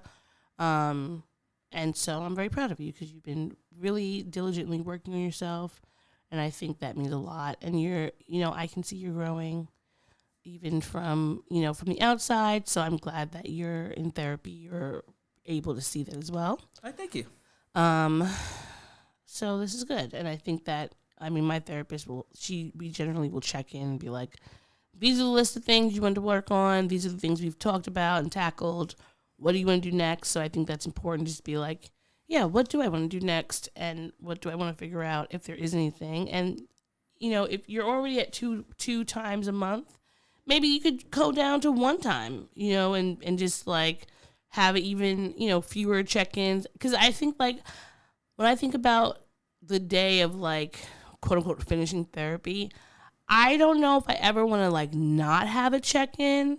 Mm-hmm. I feel like I would be fine with like once a month after a certain time period, where I feel like I've gotten all the tools and like I'm using them, just so that I know that like I'm checking in, even if it's for 30 minutes, but just like over the course of your life, you're going through so many different things that you never know when something's going to kind of, I guess, trigger you in the wrong way, or something might come up that you don't really know how to handle. So having those check-ins are great, but also knowing that like, you're doing all this work yourself and it's working, you're doing the work, it's working, and you're leveling up. So I think that is very good. Yeah. Thank you. I appreciate that. And how has your week been? Your week. I think that my week has been it's been a mixed bag. I don't know why I did that. It's been a mixed bag because on one hand, I feel like I've been extra tired. I don't know if that's because I'm feeling like depressed. That could be it. It could also be your sleep schedule. Yeah, but not to go to sleep at. But I can't. It's not that I don't want to go to sleep. I'm just laying there. Yeah. I'm not trying to stay up all night. I'm just laying there. So there's nothing. I'm just going to bed, but nothing's happening. Is unfortunately my steez. I will say that occurred to me the other day, where like it was late at night, and like I think I went to bed at like 2, and like my eyes were closed, and I was trying to lay still the entire time, not move, and I'm like, don't open your eyes, but like nothing was happening. And then when I opened my eyes, it was like 4:30. I was like, I've been up for this amount of time and I can't get to sleep. So that's how I start scrolling, and then I'm texting at random hours at night, because I'm like, maybe this thing, me doing something will like tire me out some more, or reading something or whatever will tire me out, which sometimes it does help, but otherwise I'm just like sitting there watching the sky grow lighter and lighter, which is obnoxious.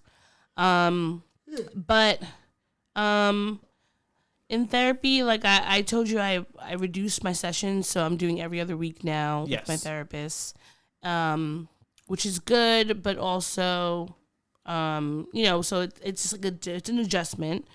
And so now I feel like, both of my therapists are kind of tagging in to things that I don't generally like bring up, as far as like relationships, like familial relationships, and kind of like my desires for like romantic relationships and how those things are all connected, et cetera, which is interesting to say the least, because I think that there have been a lot of things that I didn't realize that were coming up. Because honestly, when I'm in therapy, my interpersonal relationships are the least likely thing that's going to come up for me to like going into it. I feel like a lot of times I'm talking about career, and it just so happens that we'll be talking about something and it will kind of pivot into whatever relationships, like family, friends, romance, etc. But I think that I'm okay with us having these new conversations, because I know that that's something I've been kind of adverse to? I don't want to say like running away from or ducking something. and dodging these combos. But I do think that there's some things that I recognize for me are harder to talk about. Mm-hmm. But these are things that are informing my life right now. And the ways, and like my relationships right now in ways I didn't realize. Specifically, just like, you know, some of the ways that I kind of like push people away or don't allow myself necessarily to always be like vulnerable in my different relationships is coming up, which is interesting because I think that I didn't realize how closed off I've been being because I would say that I am a very open and vulnerable person. But I think that sometimes I will talk a lot, but I will say a little. And that's just something that I'm recognizing.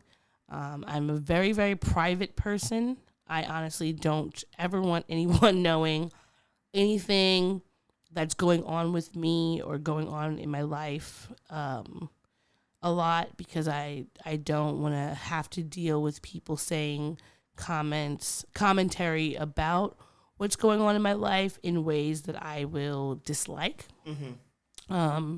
I'd rather not tell anyone what's going on. But like being secretive is something that's like a learned behavior for me.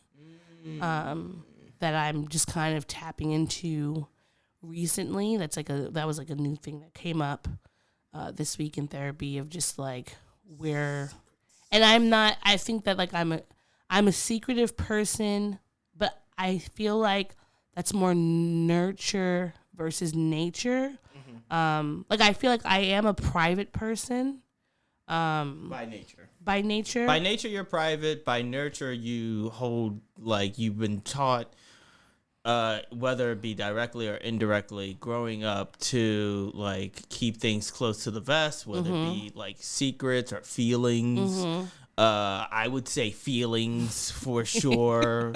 Because Lord knows, like even unbeknownst to you, because like how many times have we come in here and just like you're talking about a litany of things, and I'm like, I think you're depressed. I was about to say it too, like as far as like your sleeping habits and like not being. I'm like that sounds like it could be a symptom. But this time, depression. you know, I did I remember that one day that I slept till like 3:30, which is very rare and unnatural for me. It is, as an adult, it's hard for me to sleep that long. Usually, I will be, like, I can wake up at least, like, let's say, like, 8 o'clock. I'll wake up and be like, oh, I'm just going to go back to sleep. But just to, like, be consistently keep going back to sleep, like, it's something going on. Because even sometimes when I'm tired and I try to go back to sleep, like, nothing will happen. Mm-hmm. So for me to be able to actually sleep until that late in the day is, like... It's weird, and I know that. So like the other day when I was like, oh, I feel like these were depression sleeps. Yeah. So I feel like I'm kind of tapping in to myself. Okay. A little bit more. I heard that. Like that was, it had like a liquid to it. Okay. Don't be weird. What? They heard it too. Listeners, email in. Don't Did you hear that noise that came out of her fucking mouth? Do not email in. Yes, listeners, email in. Tweet at Odie specifically. Let her know that we heard it too. Tweet at me. Yeah. But no, I think that, you know, I'm constantly amazed at the progression and the boxes that I'm unlocking in therapy, because I think that it's very important to, you know, be as informed about yourself as possible so that you are not harming yourself and others by your decision makings, and be able to say, you know what, I recognize that I was in, you know, this type of state or whatever when I was doing XYZ, and how do I not, like, you know, duplicate that because I don't want to be in that sort of mind state anymore, et cetera, et cetera, et cetera. So I am looking forward to seeing where this journey goes because, I would like to be more trusting of myself and others because I recognize that I am not very trustful of people. Even when I want to be, and the person doesn't have to even show me that they're being distrustful, but I feel like sometimes I look at the cues that someone else is giving me and I will connect them to something negative that has happened to me. And so it'll be harder for me to be like, yes, this person's doing this thing out of the goodness of their heart and not because they're trying to take advantage or be, manipulative, et cetera, et cetera. And, I'm trying to work on that because... Which is ironic because that is the kind of grace that you're said that you're not afforded. This is very true. And I think that sometimes when you are having those sort of internal issues with yourself and other people, that really sometimes it is connected to the things that we dislike about others can be things that we are also perpetrating in our relationships. And that's why therapy is important, to be able to recognize I'm doing this thing. Because even though for me, I may not, well, not to say that I don't act on my distrust, because I will get I won't lie to say that I won't get scared and be distrustful and make things up in my head to be an issue that probably aren't an issue. Mm-hmm. But I will say I do try to treat people as if they're not being assholes if I can. Even in my head, I think that they're being manipulative. I try my best to give them the benefit of the doubt, but I recognize that I'm not truly giving people the benefit of the doubt when, I'm connecting all these good things that they're doing to me to someone else who was being doing that just to, try to be love bombing me or something crazy. Those sort of things. I just feel I have my guard up in a lot of ways that I didn't realize, and I would like to not, because we deserve to have people show us who they are. Yes. And not put our projections on them, because I don't like when people project onto me. Yes. So I cannot project onto people. Yes. And if I am, I know that I have to do my best to work on that and unlearn those things, because regardless of how many people have hurt you in the past, that doesn't mean you have to hold other people to those standards. Yes, absolutely. And I'm glad that that's something that you're working on. Thank you. Yes. Unfortunately, we have to. I'm not saying that what you're experiencing is unfortunate. No, it is kind of, but this is not. A little bit, but what I'm saying is, unfortunately, we have to move on to my least favorite segment. Is it your least? Are you sure it's your least? It depends. I think that sometimes you like this segment. It really does depend. And that is our gripe section, where we talk about the things that pissed us off, made us angry, made us mad, made us upset, put us into a just disjointed state. Gripe here. Bringing it. What? We gripe it. We're not griping anywhere else. We gripe it. This safe space for us to share. We gripe it. We ain't griping anywhere else. We gripe it. Indochino, you are on notice. Your shipping has not been updated in several days. And this suit needs to be here by fucking July. Okay? Box, you are on notice. You're still saying that my order is being processed. However, you have already sent out a package without notifying me that you shipped this package. And it just so happened that I was like coming upstairs to the, like walking past the mailroom when I was like, is that a box? Is that mine? And yes, it just so happened to be mine. Y'all are on notice. If you have a company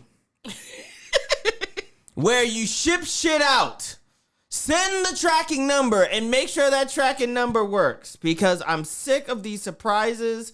I'm sick and tired of having to like refresh, and it's like, oh, it hasn't even left the warehouse yet. I'm refreshing now, and as I speak with this Indochino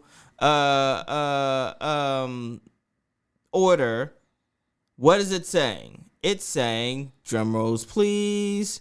It's DHL. Oh, finally it's in transit.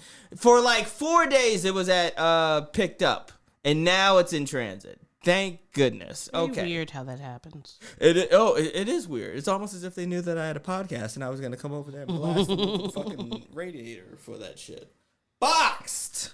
Okay, I'm glad that I got my water. I'm glad that I got my clam chowder. All right, I'm fiending for some clam chowder. But you didn't send me any tracking information. You didn't send me an email letting me know that this shit has shipped. In fact, I'm going into the app right now, and what does it say? My purchases and manage my orders. And now it's saying received, processed, but no tracking number. Ooh, interesting. No tracking number. And there are still several outstanding pieces of oh yeah, I was supposed to get 2 orders. You were. Yeah. You did say that. Yeah, and still nothing. There's still nothing, and I'm just left bated breath, waiting to see when these fucking orders are gonna arrive.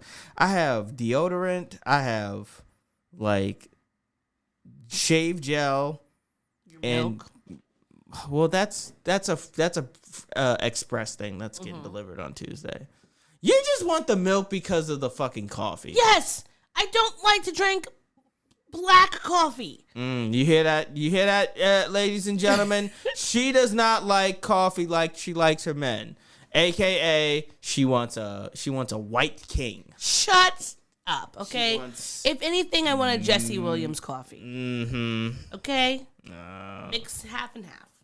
You're the half, aren't you? Yes. Are you done with your gripes? Caucastic deck. Can you continue? Stir that in your coffee. As long as you don't start making those noises again. Don't do that. ASMR. No, it is not ASMR. Stop it. That's not ASMR at all. This is my grinding this week. Stop it. Oh my God. I cannot take it with your behavior right now.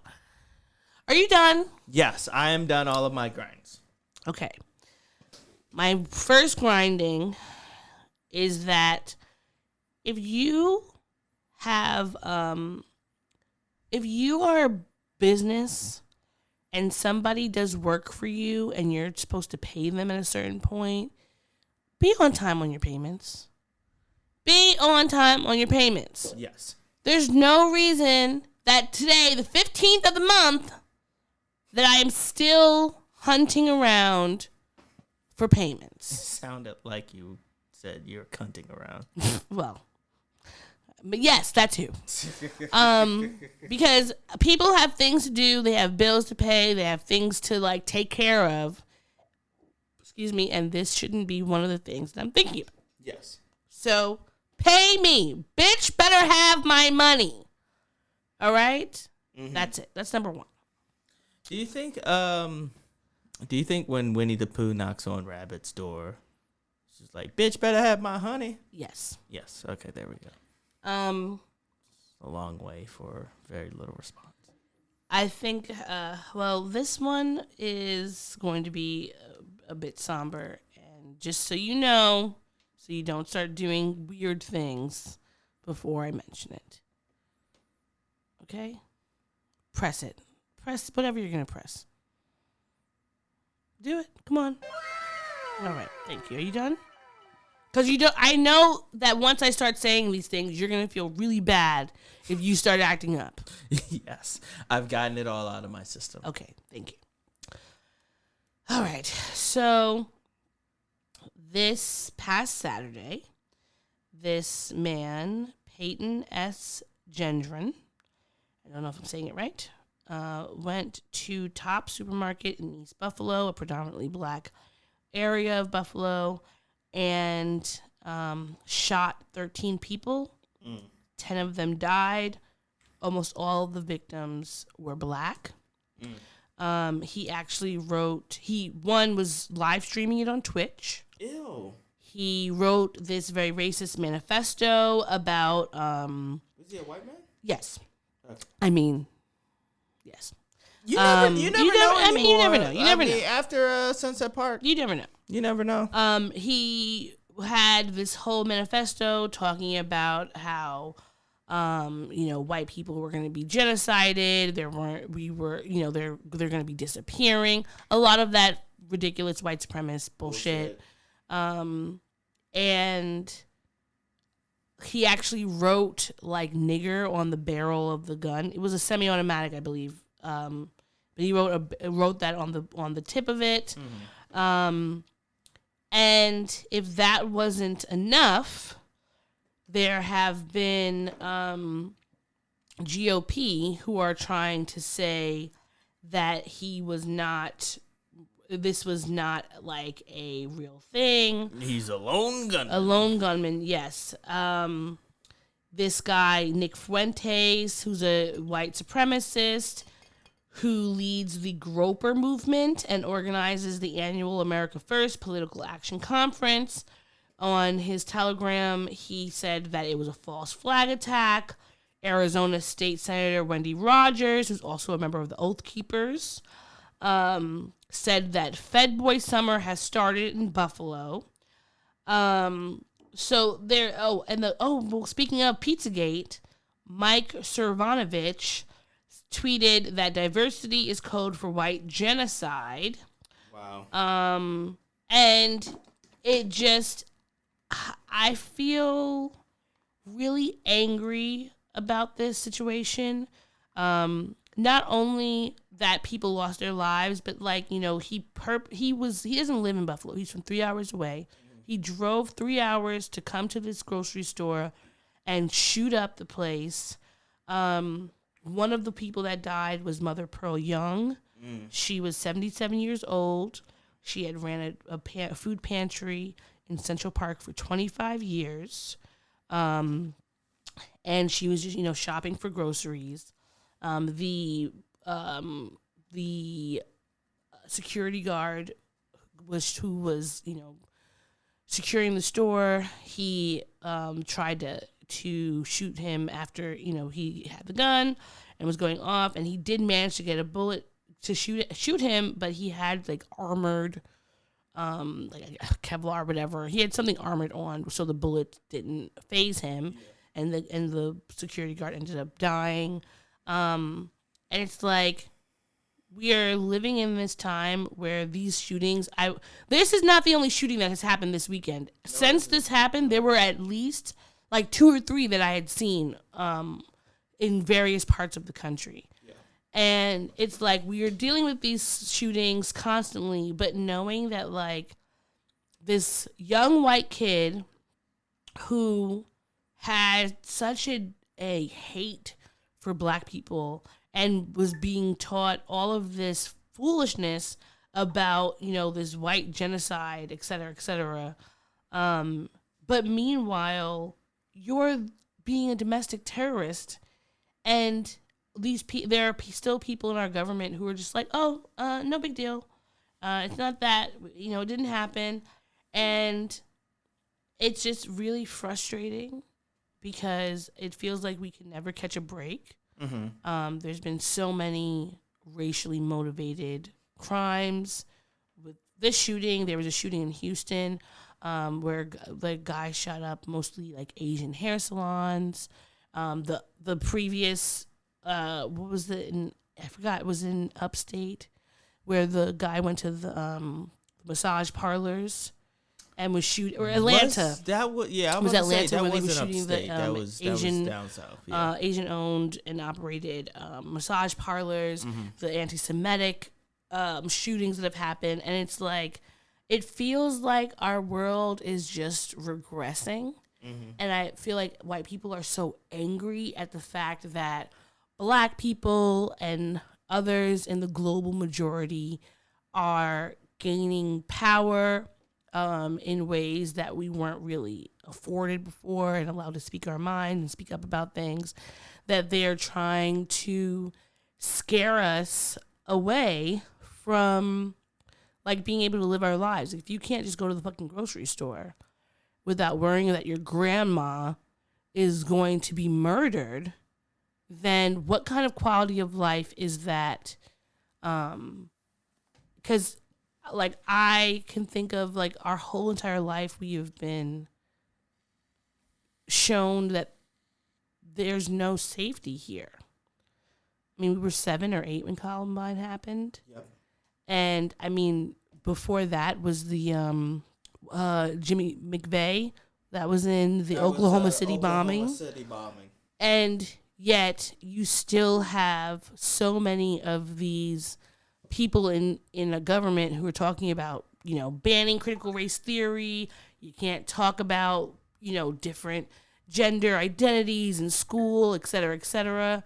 And this, to me, is how you get to, when you don't give people the proper education about who they are, what their country is, or anything in general, you create a space where people like this, who are so kind of enraged at the thought that they're no longer, like their race or their culture or whatever is no longer viable, because it's being quote unquote erased, that they are willing to drive somewhere and kill, you know. But it also kind of shows what kind of society we're in when Colin Kaepernick can be vilified for taking a knee, but Kyle Rittenhouse is lauded as some sort of fucking savior. Exactly. Or hero, I don't want to say, because he's not any of those things in my mind. It's just, I feel terrible for all these families. The security guard who passed was Aaron Salter Jr., only 55. Another grandmother, Ruth Whitfield, 88 years old. Celestine Cheney, 65 years old. Roberta Drury, 32 years old. I mean, just people from the parking lot into the actual grocery store, the idea that you would be being shot down, just running an errand, is just absolutely horrific. And the fact that this country wants to spend more time regulating people's wombs than they do regulating guns is just baffling to me. Because nobody who's looking to get an abortion is those people are not the risk to our society. It's these people who have access to guns while also being completely ignorant and force-fed all of these lies that the GOP is pushing on them and pushing on the world, these far-right antics that are creating a space where an 18-year-old child would see it okay to just murder people. And they have, in some of the Twitch video that's still up online, he at one point in the store sees a white man on the ground. He's pointing his gun at him, and he notices he's white, and he goes, "Oh, sorry," and then runs off because it was a racially motivated attack. There was nothing about it that's just like, oh, you're just being Have like they caught this guy? Yeah, of course they caught him and brought him in alive. Yeah, brought him in alive. Alive. They probably gave him Burger King beforehand, or they probably went to Popeyes and got the new little blackened ranch sandwich. Yeah, and you know he's gonna be. Which I'm not feeling. Yeah, it was all right. you know, he could easily say this is mental health, he's a lone wolf, blah, blah, blah. He might be sitting at Camp Cupcake in a few years and be able to come out, get his record expunged, change his name, and become a whole new person. But this just brings me back to the, God, what was the name of the church in South Carolina? It was not Greensboro. Shit. I know what you're referring to. I don't remember the name of the church off the top of my head. I'd have to look it up.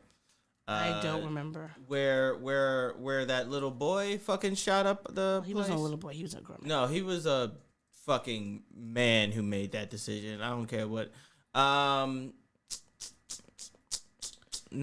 It wasn't Rittenhouse. It was the other Charleston's church shooting. It was at the Emmanuel African Methodist Episcopal Church. Who was that boy? That fucking menace.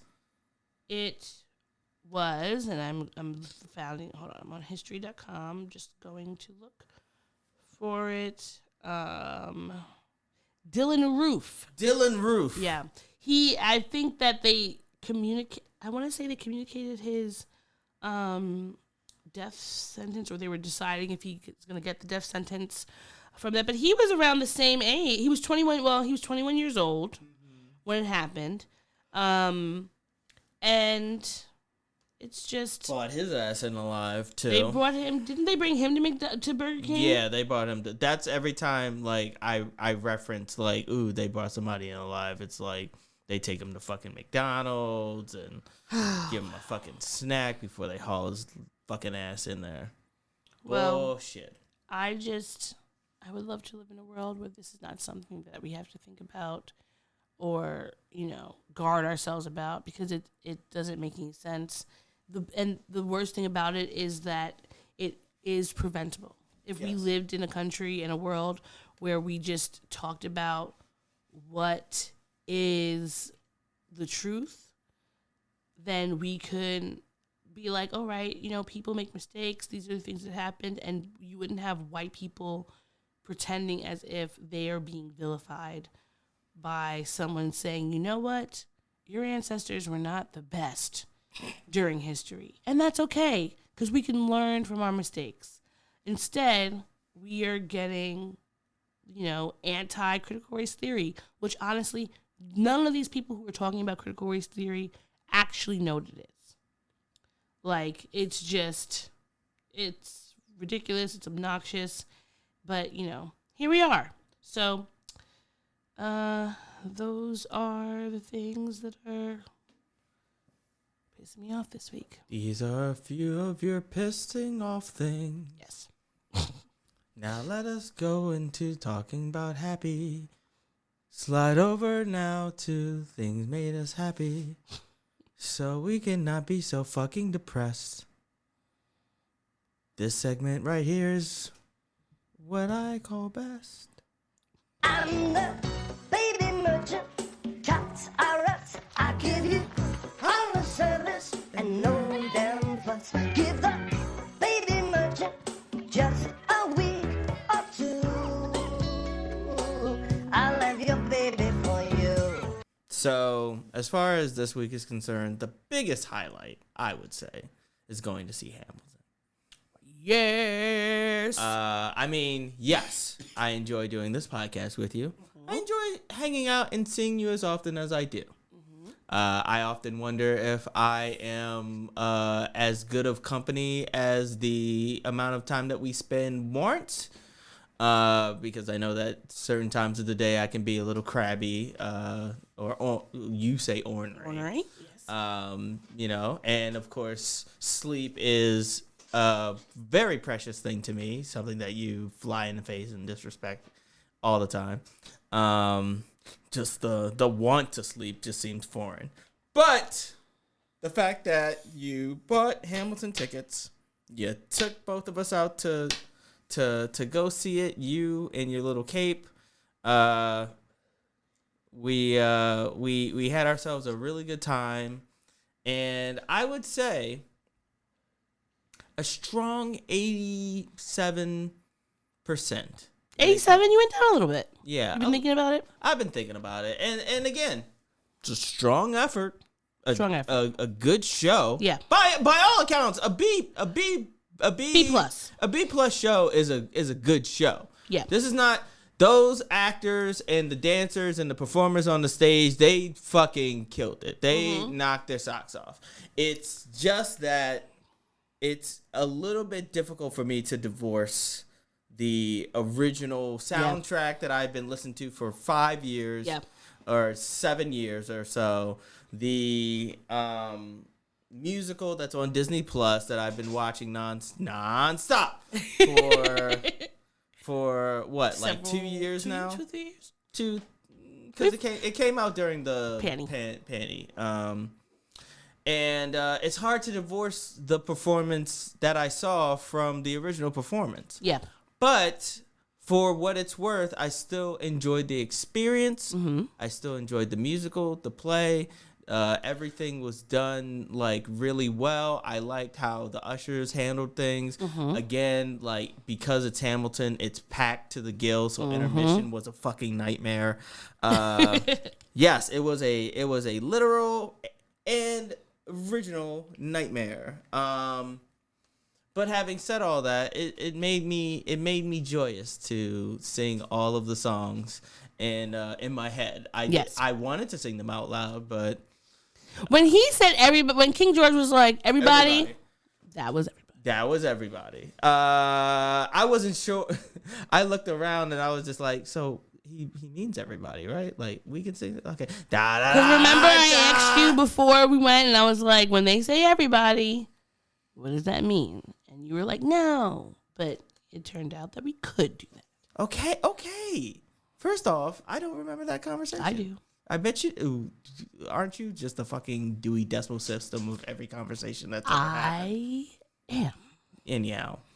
And then I just got to see my friend. Shout out to Gladys and C. Shout out. They came to visit my abode for the first time. They'd never seen the apartment before. And it was just great seeing them. Anytime they're in Brooklyn, anytime I'm in DC, I love seeing them. They're dope people. Is that your hair? Yes. I know we give shout outs all the time on this podcast, and half of the time I'm like, I'm gonna remember what that damn page is called. But no, it is that your hair? Look her up. She's amazing. She's a great content creator. She is. And yeah, you could find some of her stuff reshared on our page. Is that all that brought you joy?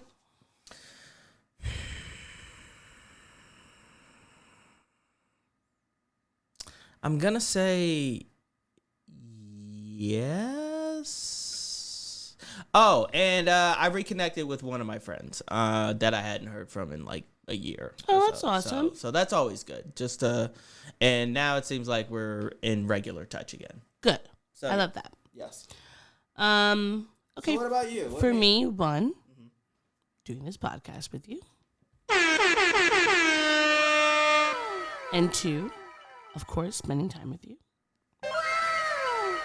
And three, the number one thing that brought me joy this week is being able to watch you watch Hamilton, because I know that you've been wanting to see that. So we've both been wanting to see it forever, but I knew this was something that you really wanted to see. I finally did it. Like it's one of those things where like it has been on my to-do list for so long. Now I can say that I no longer need to get up at ass crack in the morning to go on the website for the lottery. Now I can just say, you know what? I saw it. It's a good performance. It was a great performance. Yeah. And now I never have to think about Hamilton ever again. I'll probably listen to the songs. Yeah, I'm going to listen to the song. I've been trying not to, but it's hard. Because I will go a long time and not listen to them. And then, Do your favorites change over time? No, I feel like my favorites are always my favorites. Okay.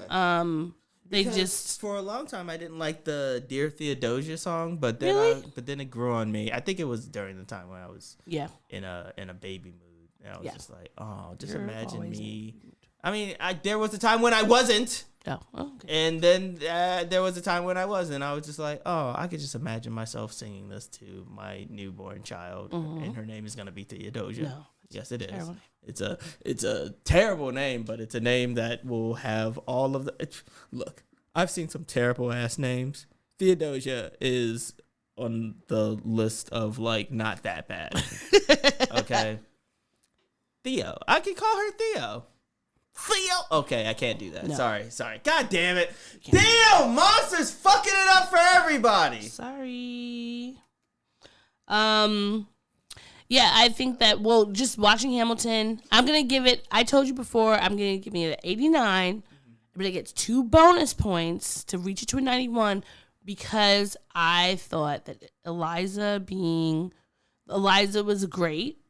I preferred this Eliza to the original Eliza, and I also preferred it being a black Eliza and a white Angelica. Yes. I still have a conspiracy theory that they did not pick singers that were going to be, they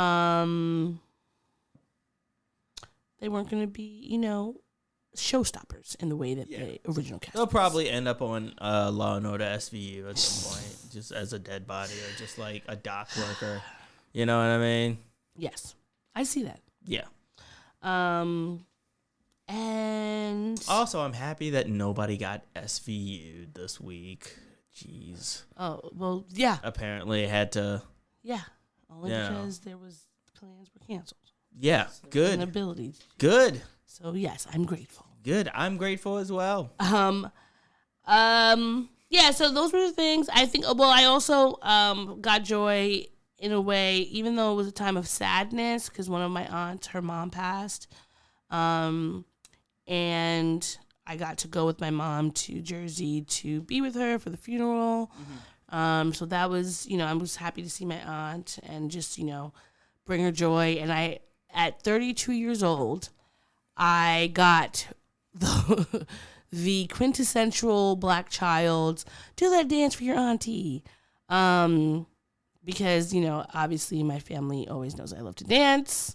It's my favorite thing. And so. Were you twerking for him? I wasn't twerking. That's what I want at my funeral. I want twerking. Yeah, I want twerking. Me too. Yeah, I just want. You know what?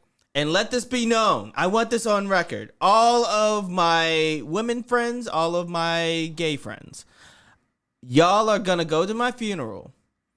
Y'all are gonna put "Back That Ass Up." Maybe not the first song because my mom is gonna want to play "It's So Hard to Say Goodbye." Yes. But immediately as soon as, look, this is going to be the playlist. It's So Hard to Say Goodbye, Georgie Porgy, and then Back That Ass Up. Okay. In that order. Okay. Because Georgie Porgy, that's one of my favorite songs.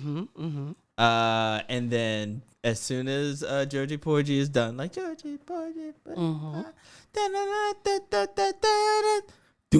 doom, doom, doom, doom, doom, doom, doom, doom. Doom, doom, doom, doom, doom, doom, doom. The backhand.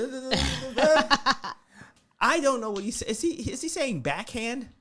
I don't remember. With your backhand, the backhand. Okay, all right. You're singing the absolute worst.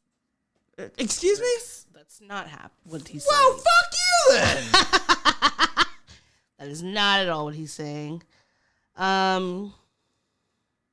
But yes, I think that we overall had a very lovely week. Yes, we did. It's actually really warm now, which is great. Oh, it's girl, you working with some ass? Yeah, you bad? Yeah. Yes. Okay. What, you want me to sing the No, rest? I don't. I do not. Make a nigga spend some cash, yeah. His last year. Hoes from when you pass, yeah. Hoes frown when you pass, yeah. They mad, yeah. You going ride in a Jag, yeah. With that head, yeah. You can smoke or buy a bag, yeah. Of grass, yeah. Got money like a flash, yeah. And trash, yeah. I'm a big time nigga, yeah. Pull the trigger, yeah. A player hater. I feel so white. You do. I feel so white saying these lyrics. I don't know why. Like, I know why, because I'm not giving it the extra, like, sauce when rapping, but, like, but, jeez, I'm derailing. Anyhow, you, what else brought you joy? No, that's it. Just, well, Mother's Day was last weekend. Yes. Got to spend it with my mom. I got to send, my aunt. And by this time, my mother and my sister got their gifts. And they loved them. And they loved them. So shout out to all the moms out there. It's louder than usual. It is. But you know what? Those brought me joy. Just seeing the people in my life, and spending time with them. I those are things that bring me great joy. So. Okay. That's it. That's all. All right. If that's it and that's all, then that's all and that's it. Shall we bring this to a close? That's it. Adios. Okay. Thank you. Thanks again for listening, and we'll be back with another episode of the Black and Nerdy podcast. And next week, take it easy. Take it easy and do all the things that the outro says. Bye. Bye. Thanks for listening to the show. If you'd like to contact the podcast, you can reach us via email at blackandsnerdypodcast@gmail.com. You can also find us on Instagram and TikTok at Black and Snurdy Podcast, as well as on Twitter at Black and Snurdy. You can find me, Maurice, on all social media under the handle Licorice is Legit. That's LICORISH is legit. And you can find me on Instagram. It's ThatSOD_THATSOD.E. And on Twitter, THATSOD_E. And don't forget to like, rate, and subscribe to us. Tune in next time to the Black and Nerdy podcast, where nerds of a feather flock together. Remember? Bye. Boy. Not yet. No, this is keeping it. We're keeping this in. Don't forget to take your meds and your subs and drink water. Bye. Bye. I actually want to keep that.